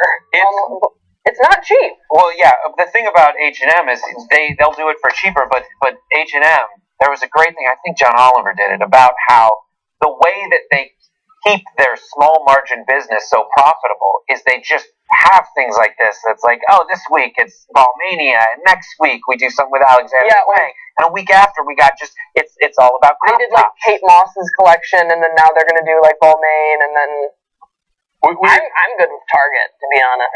Yeah. Well, I mean, again, this panel is not that equipped to talk about clothing. Okay, let's just keep it real. I buy drop crotch joggers, which is a new fashion, so I have that. Let's just say that none of us made the cut on Stylog, our fashion channel. Never was. Only was I on Stylog as someone who would come on and say, like, this is what Brett normally wears. Yeah. And here's what would happen if you put a little effort into it. It's true. I'd be an ideal before candidate. I'd be great for the before. Like, look at her sad picture now. Think about what could be. I've got before written all over me in almost every category. Would you ever wait overnight for something like this? Is there anything you can think of seeing yourself in line for? Look, again, I think people enjoy it. They don't particularly care that it's iPhone or this or Beatlemania or whatever. They like the idea of waiting overnight and being part of a frenzy. So and they always make it so that it's limited. They do it on purpose. It's not like they can't figure out how to make more jackets. Yeah. Right? They know how to make more jackets. There are no more sweatshop workers anywhere. Right. They limit it so that you'll panic and do this and create hysteria, and then H&M will get even more marketing. And if they had plenty, then nobody would bum rush them. They might not even come at all. Right? So it's a certain psychology that they're appealing to. Am I part of that psychology? Fuck no. Like when I see people in the streets, I'm like, what are you guys doing? What are you doing? Just get it next week. What fucking difference does it make? Get it next week. Black Friday is great, especially because there's Cyber Monday now. Cyber Monday is like designed for people to, on Monday, to chill. But Monday, I'll buy it. I'll make sure I get up at some time between Monday and Tuesday and make my purchase. But it gives you the opportunity on Black Friday to sit in your pajamas, drink your coffee, and just be like, those people are so stupid. Yeah. The only thing that I would wait outside a night for is if, like, maybe the number one draft pick in rotates in fantasy football. If you guarantee. But then on the other hand, I would have picked Le'Veon Bell and he hurt his knee. So don't wait for it. Oh, boy, that was excruciating to watch. We were talking about before the show about I was an assistant in a talent agency for a while, and I was in the interactive department. And right when Xbox 360 came out, my boss was like, I got to get this because I'm the head of the department. And that was when they augmented the shortage by not delivering even as many as they had guaranteed to deliver. So I was on a list and everything, and I missed that morning, and the people I ordered from didn't even get them. So then I had to go the day after from place to place, and you could still see how people had just torn the Best Buy apart. It's nuts. Yeah. So that's the life of an assistant in LA. Oh yeah, 100%. Like Grace did it too. I just left being an assistant in July. Yay! Boy, was it fun. And they'd make you sit outside for shit like this. No, I mean not anything like what Brett was saying, but there is. Look, when I watch The Devil Wears Prada now, it's almost too real. And I've talked about this with other friends of mine who have been assistants. I was an assistant in a film studio, and it was a really, you really grow during that experience, but you do have to do some really crazy out of the box things. Like if my boss loved Balmain, I would 100% be in that video, potentially in Australia. If they were like, you got to go to the Australian one, you got to do it. Okay, you know what? Let's save the rest for the post game because I actually have crazy assistant stories. Oh, right. Yeah, and so if those of you, which is almost all of you, who are unfamiliar with the Hollywood world and how shit works among these crazy producers who want everything, or agents who want everything and anything, right? Buckle up, because in the post game, there's some crazy shit, including the craziest assistant story I've ever heard. Wow. So that's, and if you want to be a member to watch that, tytnetwork.com/subscribe. All right, what's next? All right, next up, Serena Williams. Is she a superhero? Well, she's sure acting like it. She was having dinner or lunch or something at a Chinese food restaurant in San Francisco, and this happened. Roll tape. This all started when the 21-time Grand Slam winner, who was dining at a Chinese restaurant in San Francisco, suddenly spots a man coming towards her out the corner of her eye. He's playing it pretty cool, then he swipes her phone off the chair next to her.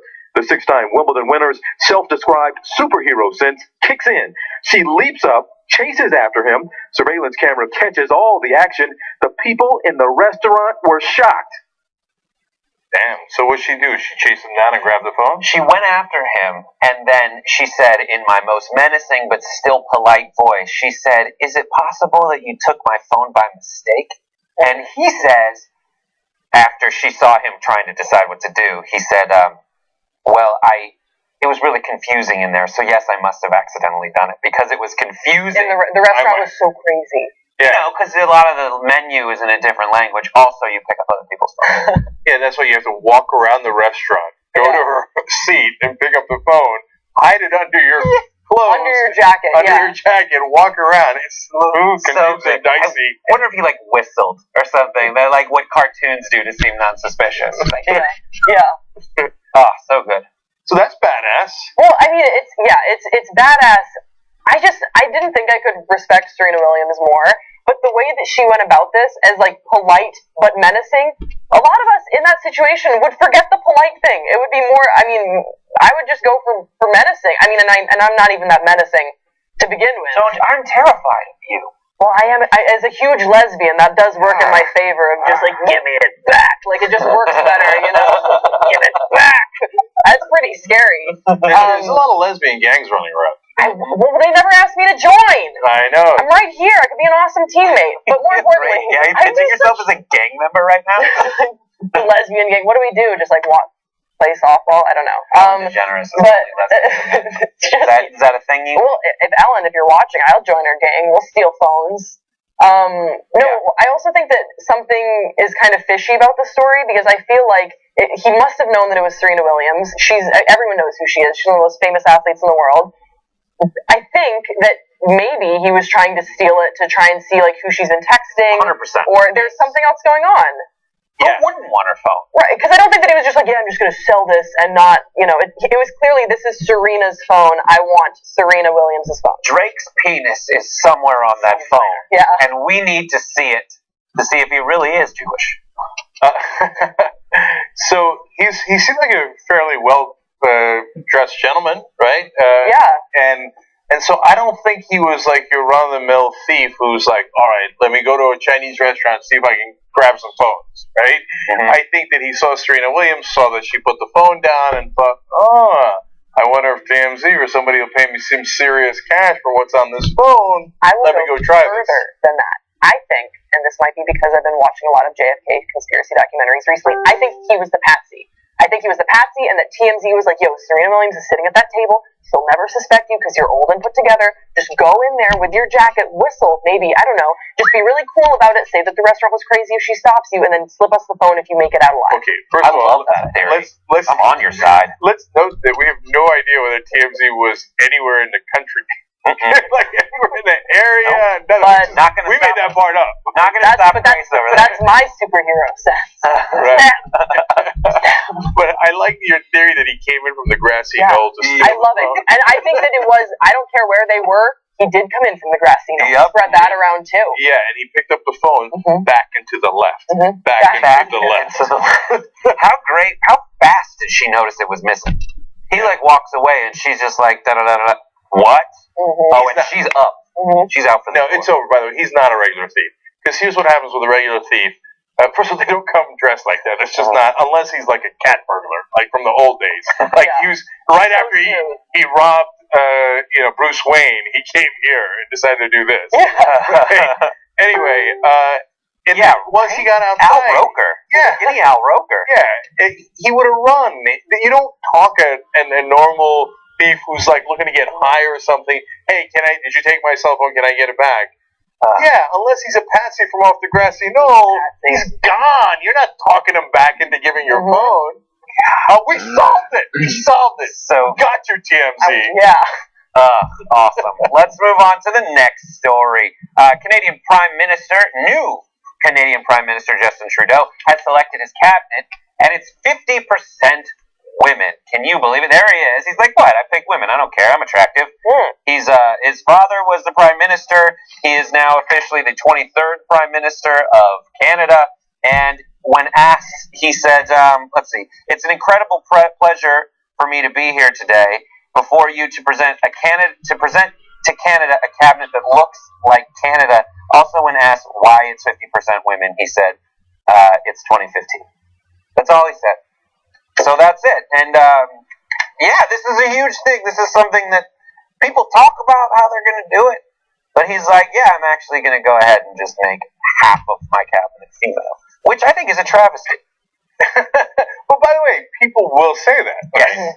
And then they'll say like, look at the liberals, like going out of their way to represent the people as they actually are. Yeah. Right? Do they have that in Canada, or is that an American thing? No, they do have that.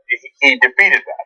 Right, he defeated, what's his name? Stephen Harper, yes. Yeah, so now look, of course, not as bad as it is here. They don't have Fox News in Canada. They're generally less conservative than their conservatives. But yeah, I mean, they have the guys who like the Keystone Pipeline and the horrible, like really bad fossil fuels. Yeah, they got tons of that. Right, they've got more. They worked with us in like invading all sorts of places when the conservatives were. They fracked with the best of them too. Right. So of course there are conservatives in Canada, but it is far more liberal than the U.S. overall. But yeah, so I don't know if they're flipped out by it in Canada. I hope that it's well received, especially since he just won the election. If you did that here in America, Fox News would be like, this is liberal PC culture run amok, right? Next thing you know, we'll have a female president. That'd be crazy. It's not like he's randomly picking men and women. These are people who, like, well the health person is a doctor. It seems to have made sense. Yeah. Why can't we do that? Why can't we do that? But like, seriously, whenever we do it, I'm not making it up. That's like almost literally what they say, including the head roll, right? Rush Limbaugh, when Obama picked Sotomayor for the Supreme Court, Princeton educated, I think she went to 2 Ivy League schools, like top of her class. Every credential you could have, she had it. And he's like, PC culture, had to pick a woman and a Latina. That's why he picked her. No, I mean, maybe. Here's the thing, though, is maybe. I think there is a discussion, and I've heard those discussions all the time. I've heard it in staffing shows and hiring people and just casting stuff. But it's like, with this kind of a job, I think you can say, listen, as long as we are not making the caliber of person lower, as long as we are not jeopardizing the safety and integrity of the government, I can say, you know what else has sucked for a long time is that we've only had men. We've only had X. We've only had Y. And I am not going to give a person a job because they're a woman, but I feel like at a certain point, in certain circumstances, you can say, yeah, all the more power to this person. Yeah, and view it as like a benefit, because he picked really qualified individuals, and then it's like, oh, added bonus is also female. Like, good. It doesn't seem like he was picking people that had no qualifications, that had no experience. These are people that he put in positions that it makes sense. And then, hey, what a good plus. Also, ladies, girl power. And then I really liked his response, too, when, clearly looking for more of a discussion point, like, why did you choose to make half of your cabinet female? He said, it's 2015, which is mic drop. That's all you need. It's 2015. I mean, women exist. They should also have representation in politics, and Canada, I have heard, is a country with politics. So it just makes sense. It's 2015. Good for him. So, look, last thing on it. Do politicians take into account different things like whether you're going to put a woman on the Supreme Court, Latina on the Supreme Court? Yeah, of course they do. Does Trudeau take into account, hey, maybe this will get me more female votes? They're politicians. It's not like they're saints. Yeah, of course they take that into account, right? But why shouldn't they? So if they're all perfectly qualified, obviously everybody agrees if they're not qualified, then don't do it. And please, conservatives, spare me. Remember when George W. Bush tried to nominate his secretary to the Supreme Court, Harriet Miers? Literal, okay?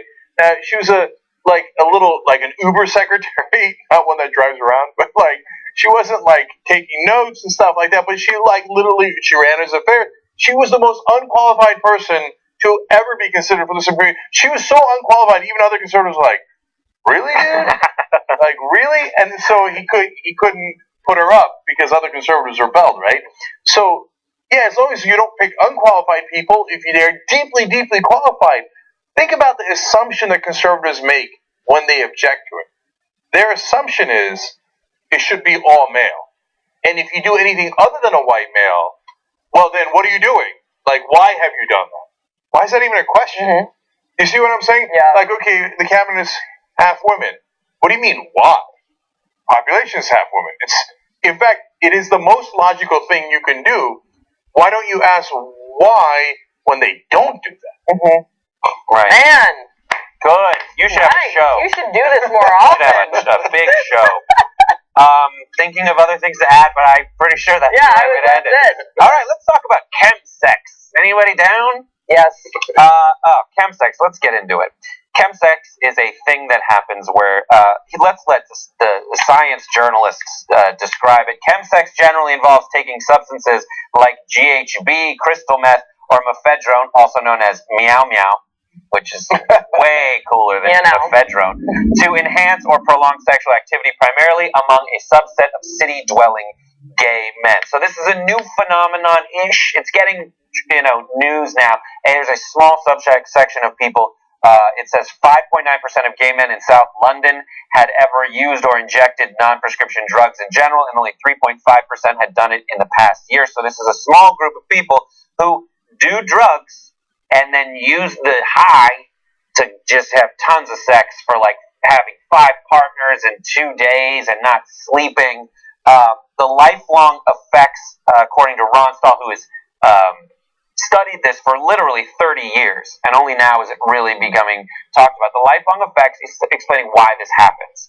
The lifelong effects of homophobic attacks, starting in childhood with many men, predict a set of psychosocial health problems that in turn predict the vulnerability of drug abuse.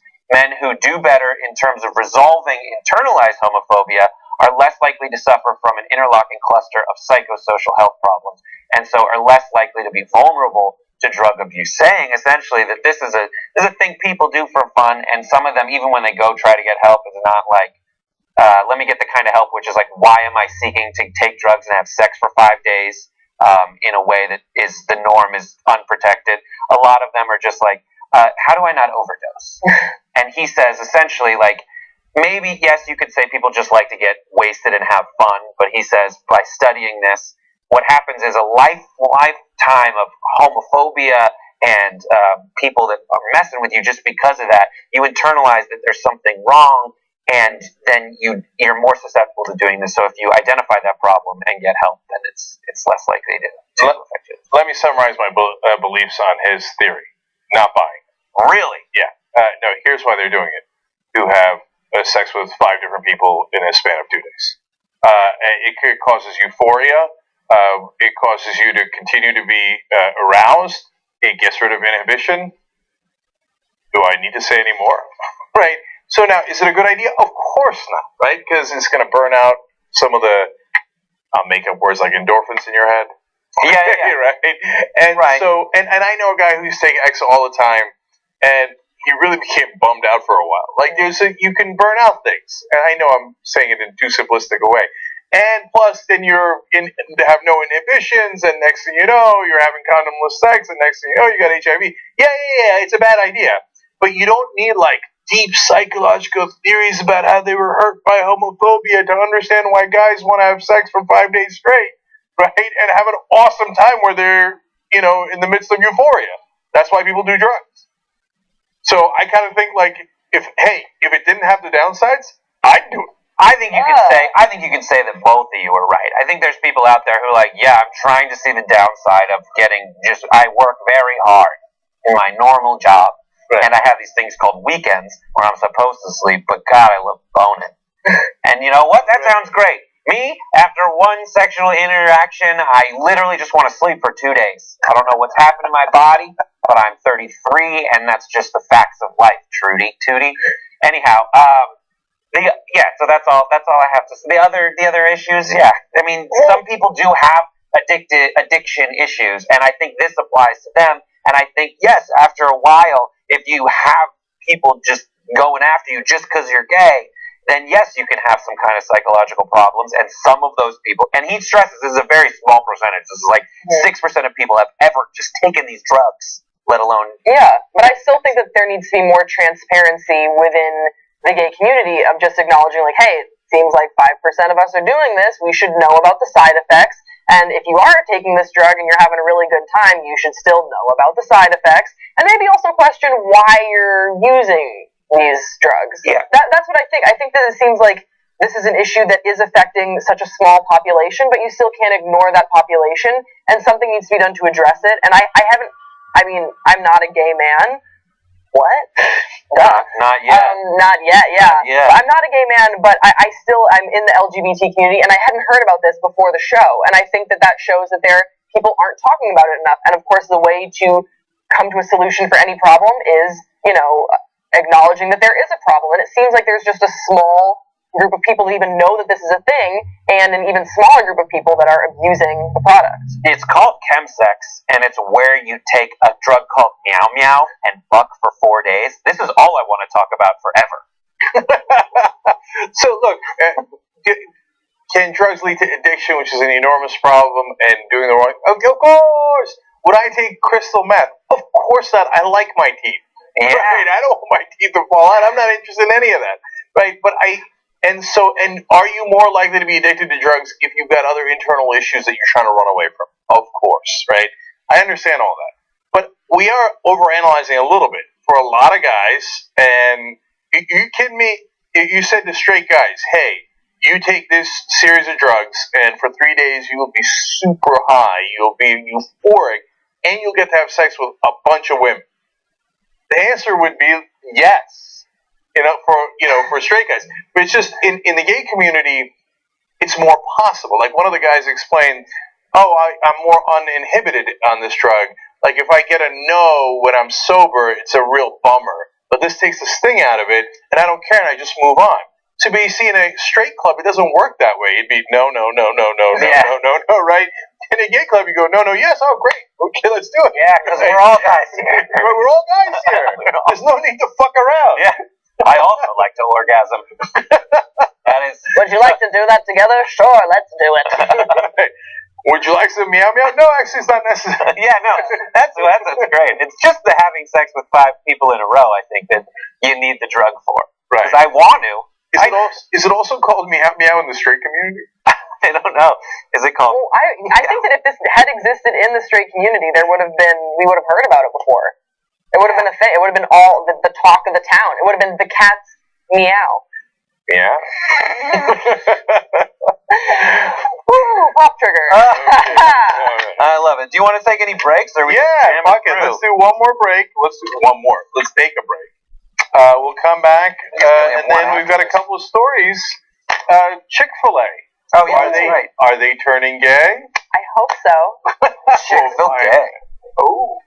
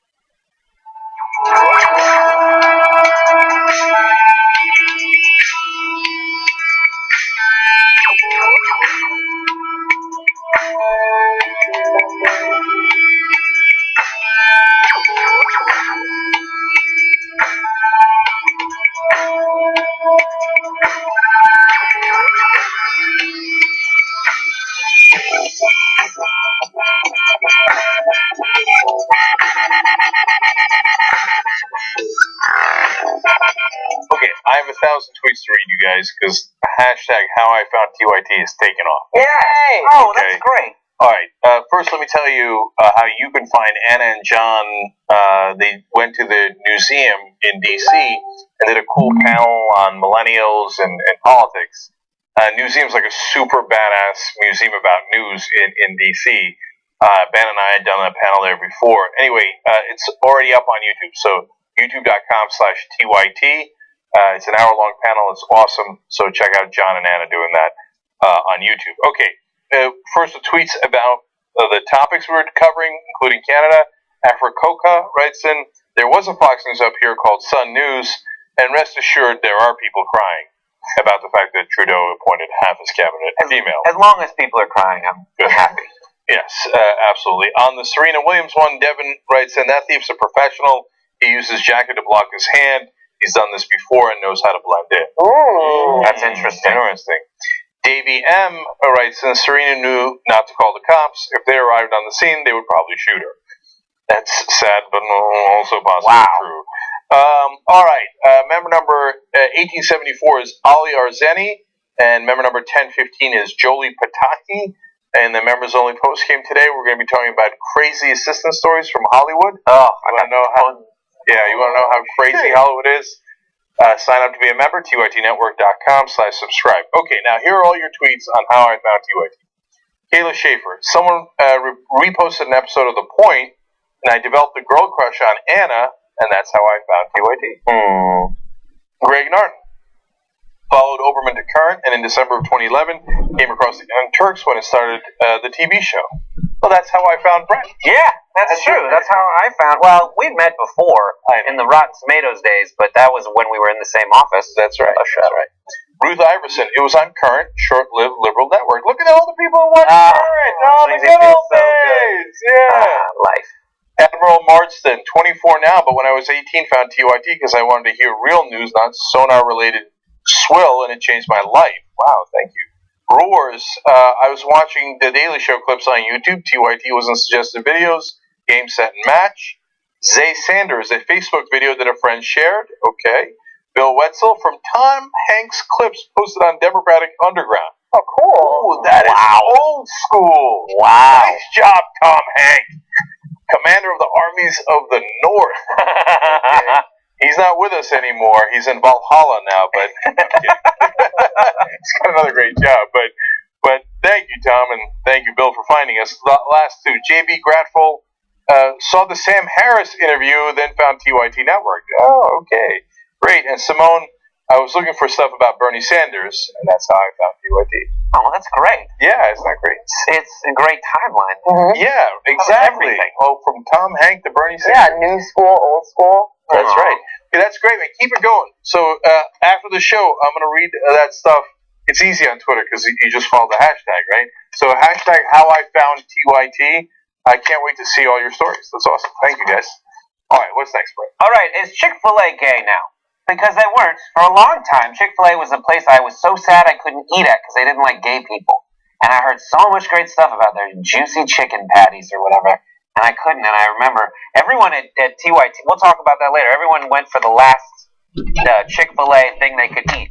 I remember that story. Anyway, so now a Tennessee franchise is under fire from a lot of conservatives because they sponsored an LGBT film festival in Nashville. It's called the Level Ground Film Festival, and now a Change.org petition is in the works to try to inform corporate that this franchise owner, the person who locally owns that Chick-fil-A, that to notify the corporate people that that person is out of bounds with what they refer to as, quote, contrary to Chick-fil-A's corporate stance on Christian values regarding marriage and stewardship. It is intense. This is not the first time that this has happened, that someone at a local Chick-fil-A franchise has stepped out of bounds as they're perceived by a conservative contingent. This is not the first indication, quote, from WorldNet Daily, of a possible Chick-fil-A about face in June. A local restaurant donated 200 sandwiches and side dishes, mind you, to the Iowa City Pride Fest's picnic. The restaurant's owner, Adam Donius, agreed to this arrangement, according to local reports, after being approached by a bunch of gays. And he said yes to gays, and I think that's what people are up in arms about. There's a whole 743 signatures on this petition, okay? Guys, I am sweating. They're coming for us. I love talking about the gay agenda. When I saw we were doing this story, I love it. Because I don't know what the gay agenda is, and I'm always hoping that they'll say the gay agenda, which reads blah blah blah. Because until then, I just feel like it's a party I haven't been invited to. I really do. I'm just like, look, I don't know what more do you want me to do? Am I not gay enough because I haven't cut my hair yet? Like, what do you want from me? But I saw this and I thought, you know what? It makes me happy. It makes me happy. My parents live in Kentucky right now, and it is not one of the most LGBT friendly states. But you hear stuff like this about this Chick-fil-A kind of going against the grain and donating some sandwiches to their pride parade, or just being a little gayer and just having a little more rainbows. And it just makes me happy that there are people that can be a part of an organization that, even though they have said in their mission statement, are not, not down with the gays, and they're thinking on their own and they're making their own choices. And come at them, come at me, bros. Yeah, I don't. They'll be fine. They'll be good. Good for you guys. I love it. It's 200 sandwiches. Yeah. It's 4 boxes of sandwiches. It's become a Change.org petition. Okay, so let's understand a couple of things. First off, remember, this was supposed to be about gay marriage, right? Dan Cathy, the owner of Chick-fil-A overall, had said that he was opposed to gay marriage because it wasn't biblical and yada yada. Wait, what does giving the 200 sandwiches have anything to do with gay marriage? What does going to a film festival have anything to do with gay marriage? Oh, it doesn't have anything to do with it. You just hate gays. Right? Remember the whole time they're like, no, we don't hate gays. We don't hate, no, it's just about the marriage thing.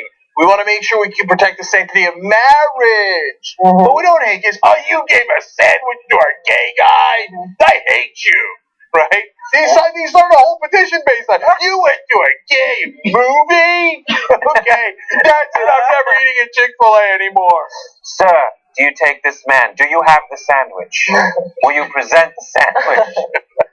Well, another thing that I think about a lot is that there are a lot of people who are homophobic who are also good people. And here's the thing. So you can be, a lot of people will say that I'm against gay marriage, but I'm not against gay people. And that's okay, but you do have to recognize that you are homophobic. There's just no way around that. You can't say that, and they're like, well, I'm not making a judgment on you, but I just don't believe in your lifestyle. Well, you are making a judgment. No, that's by definition. Yeah, but it doesn't mean that you're a bad person. You know what I mean?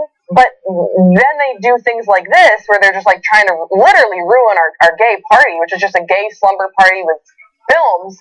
And then, then you look like a crummy person, and that, because you're just ruining the party. But I think that what bothers me the most is when people say, we're not homophobic, we just don't condone gay people. You are. Just admit it. Doesn't mean that you're a bad person. I don't hate you. I don't think that you're wrong. I don't think that you're any less kind than some other people. Like, it doesn't mean that your heart is totally turned to stone. It just means that you are homophobic, and that's just who you are. And the reason Grace is saying you're not necessarily you're not necessarily a bad person, is because a lot of people got brainwashed into this, right? Like, they get this propaganda, this is what your religion says, right? Now, it's not really true, because your religion also says if you eat shrimp, it's an abomination against the sky god, and you'll be punished forever. And you just ignore that part, right? Don't forget all the times that Jesus never mentioned gay people. That's right. So, I mean, you could go to hell for 1,000 different things that they never emphasize. They emphasize the part about gays in the Old Testament out of discrimination. It's not hate as much as it is, we got to find somebody to discriminate against. So it's us versus them, right? It's like the oldest trick in the book. A lot of the Old Testament is like, don't die because we need you in our religion. Yes. Make more people and don't die. So a lot of the Old Testament is like, don't wash your hands after you eat, and don't put gross food next to food you're going to eat. Don't be gay because then you can't have more babies for our religion. So that's, I don't know, that's my interpretation. I went to Catholic school as mostly Jewish, and so that's my attempt at an impartial read of those books. No, that's exactly right. It was because the Israelites had to have enough soldiers to beat the Canaanites.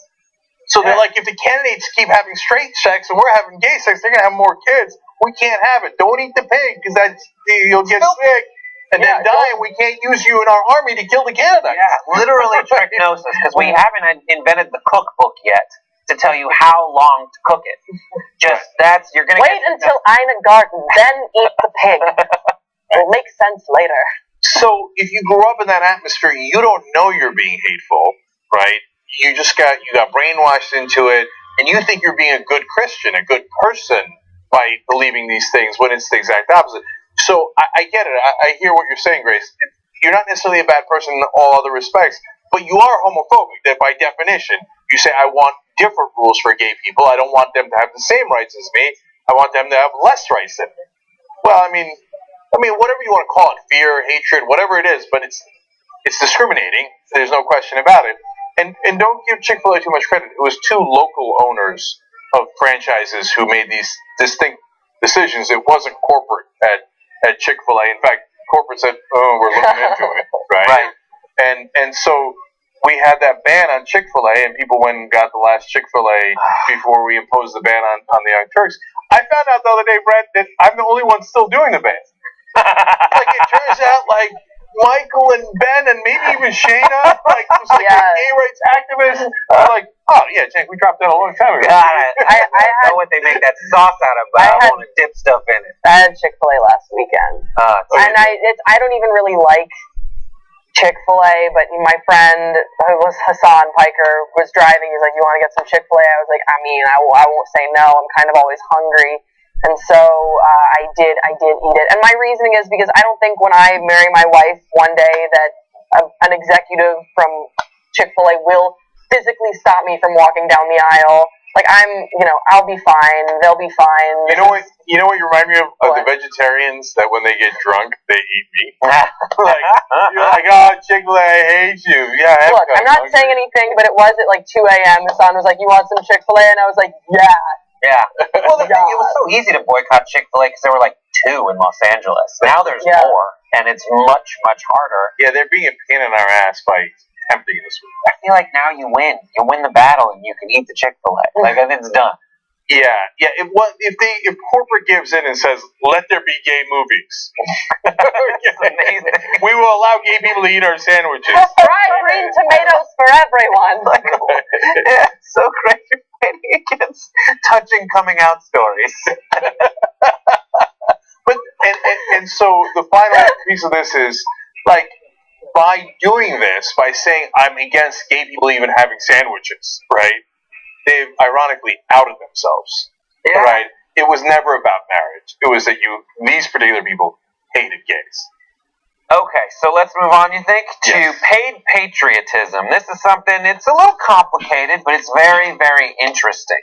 Now, you may have been to a football game or a baseball game where they pay tribute to members of the National Guard, or you'll have someone who is in uniform singing the national anthem.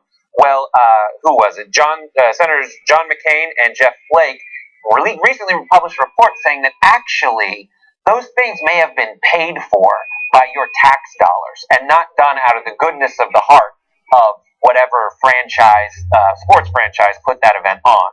They said Americans deserve the ability to assume that the tributes are men and women in military uniform are genuine displays of national pride, which many are, rather than taxpayer-funded Department of Defense marketing gimmicks. It turns out the Pentagon has a multi-million-dollar program to promote the armed services and boost recruitment through patriotic events.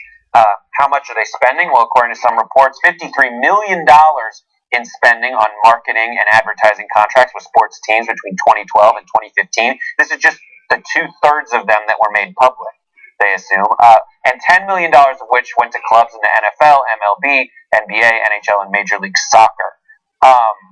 And so, Senators John McCain and Jeff Flake say, if the most compelling message about military service we can deliver to prospective recruits and influencers is the promise of game tickets, gifts, and player appearances, we need to rethink our approach to how we are inspiring qualified men and women to military service. The kinds of things that they were doing, it was revealed, are like honoring of 5 Air Force officials by the LA Galaxy in 2012, including sideline seats, was a cost of $1,500.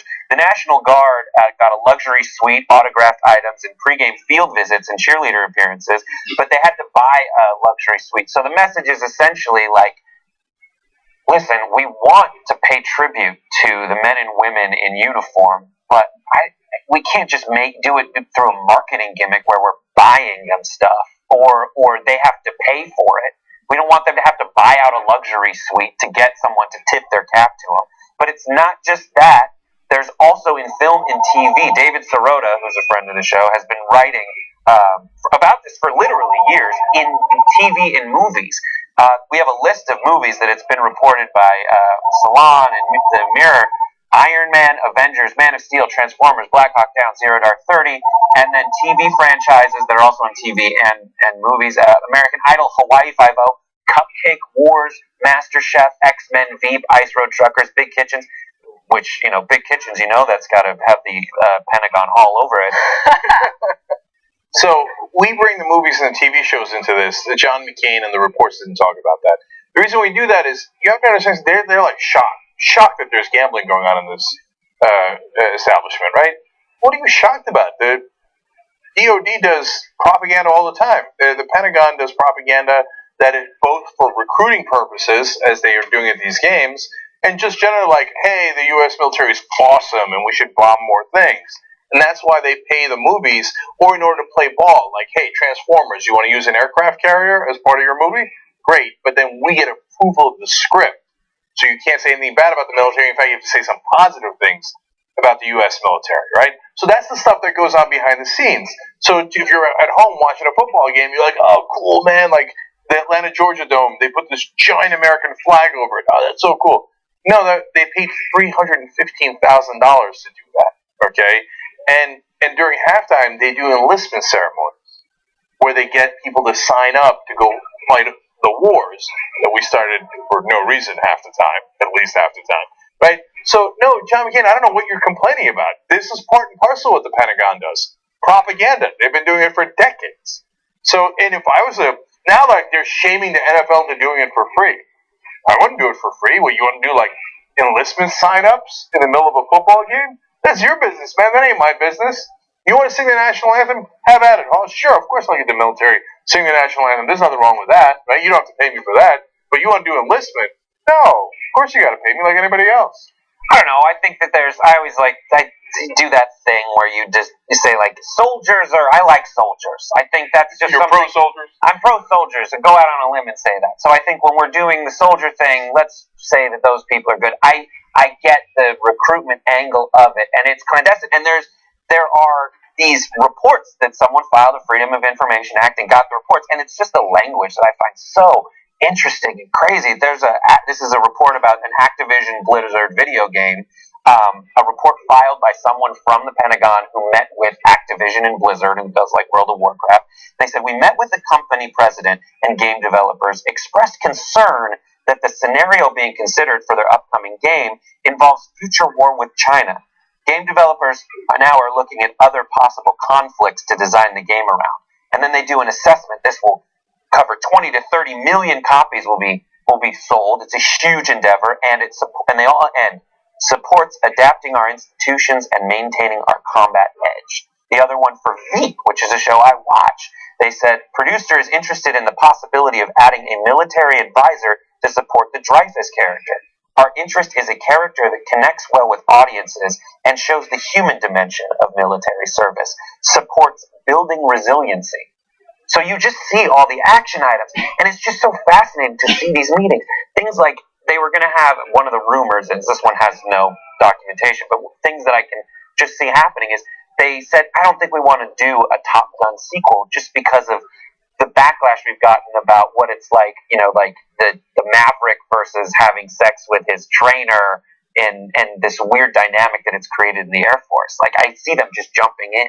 Yeah, I mean, you said that you find it fascinating and crazy, Brett. I think I find it very uneasy. Because I understand that propaganda has been going on forever, and it's just a part of, at this point in time, it's just part of the process. Cool. It doesn't make me feel any better about it. I don't like knowing that this stuff is so orchestrated behind the scenes, and that, without even thinking about it, think of all the movies even before this study came out where we're just kind of being indoctrinated into thinking a certain way. I don't like that, and I really, really don't like the sports teams at the same time, like charging money.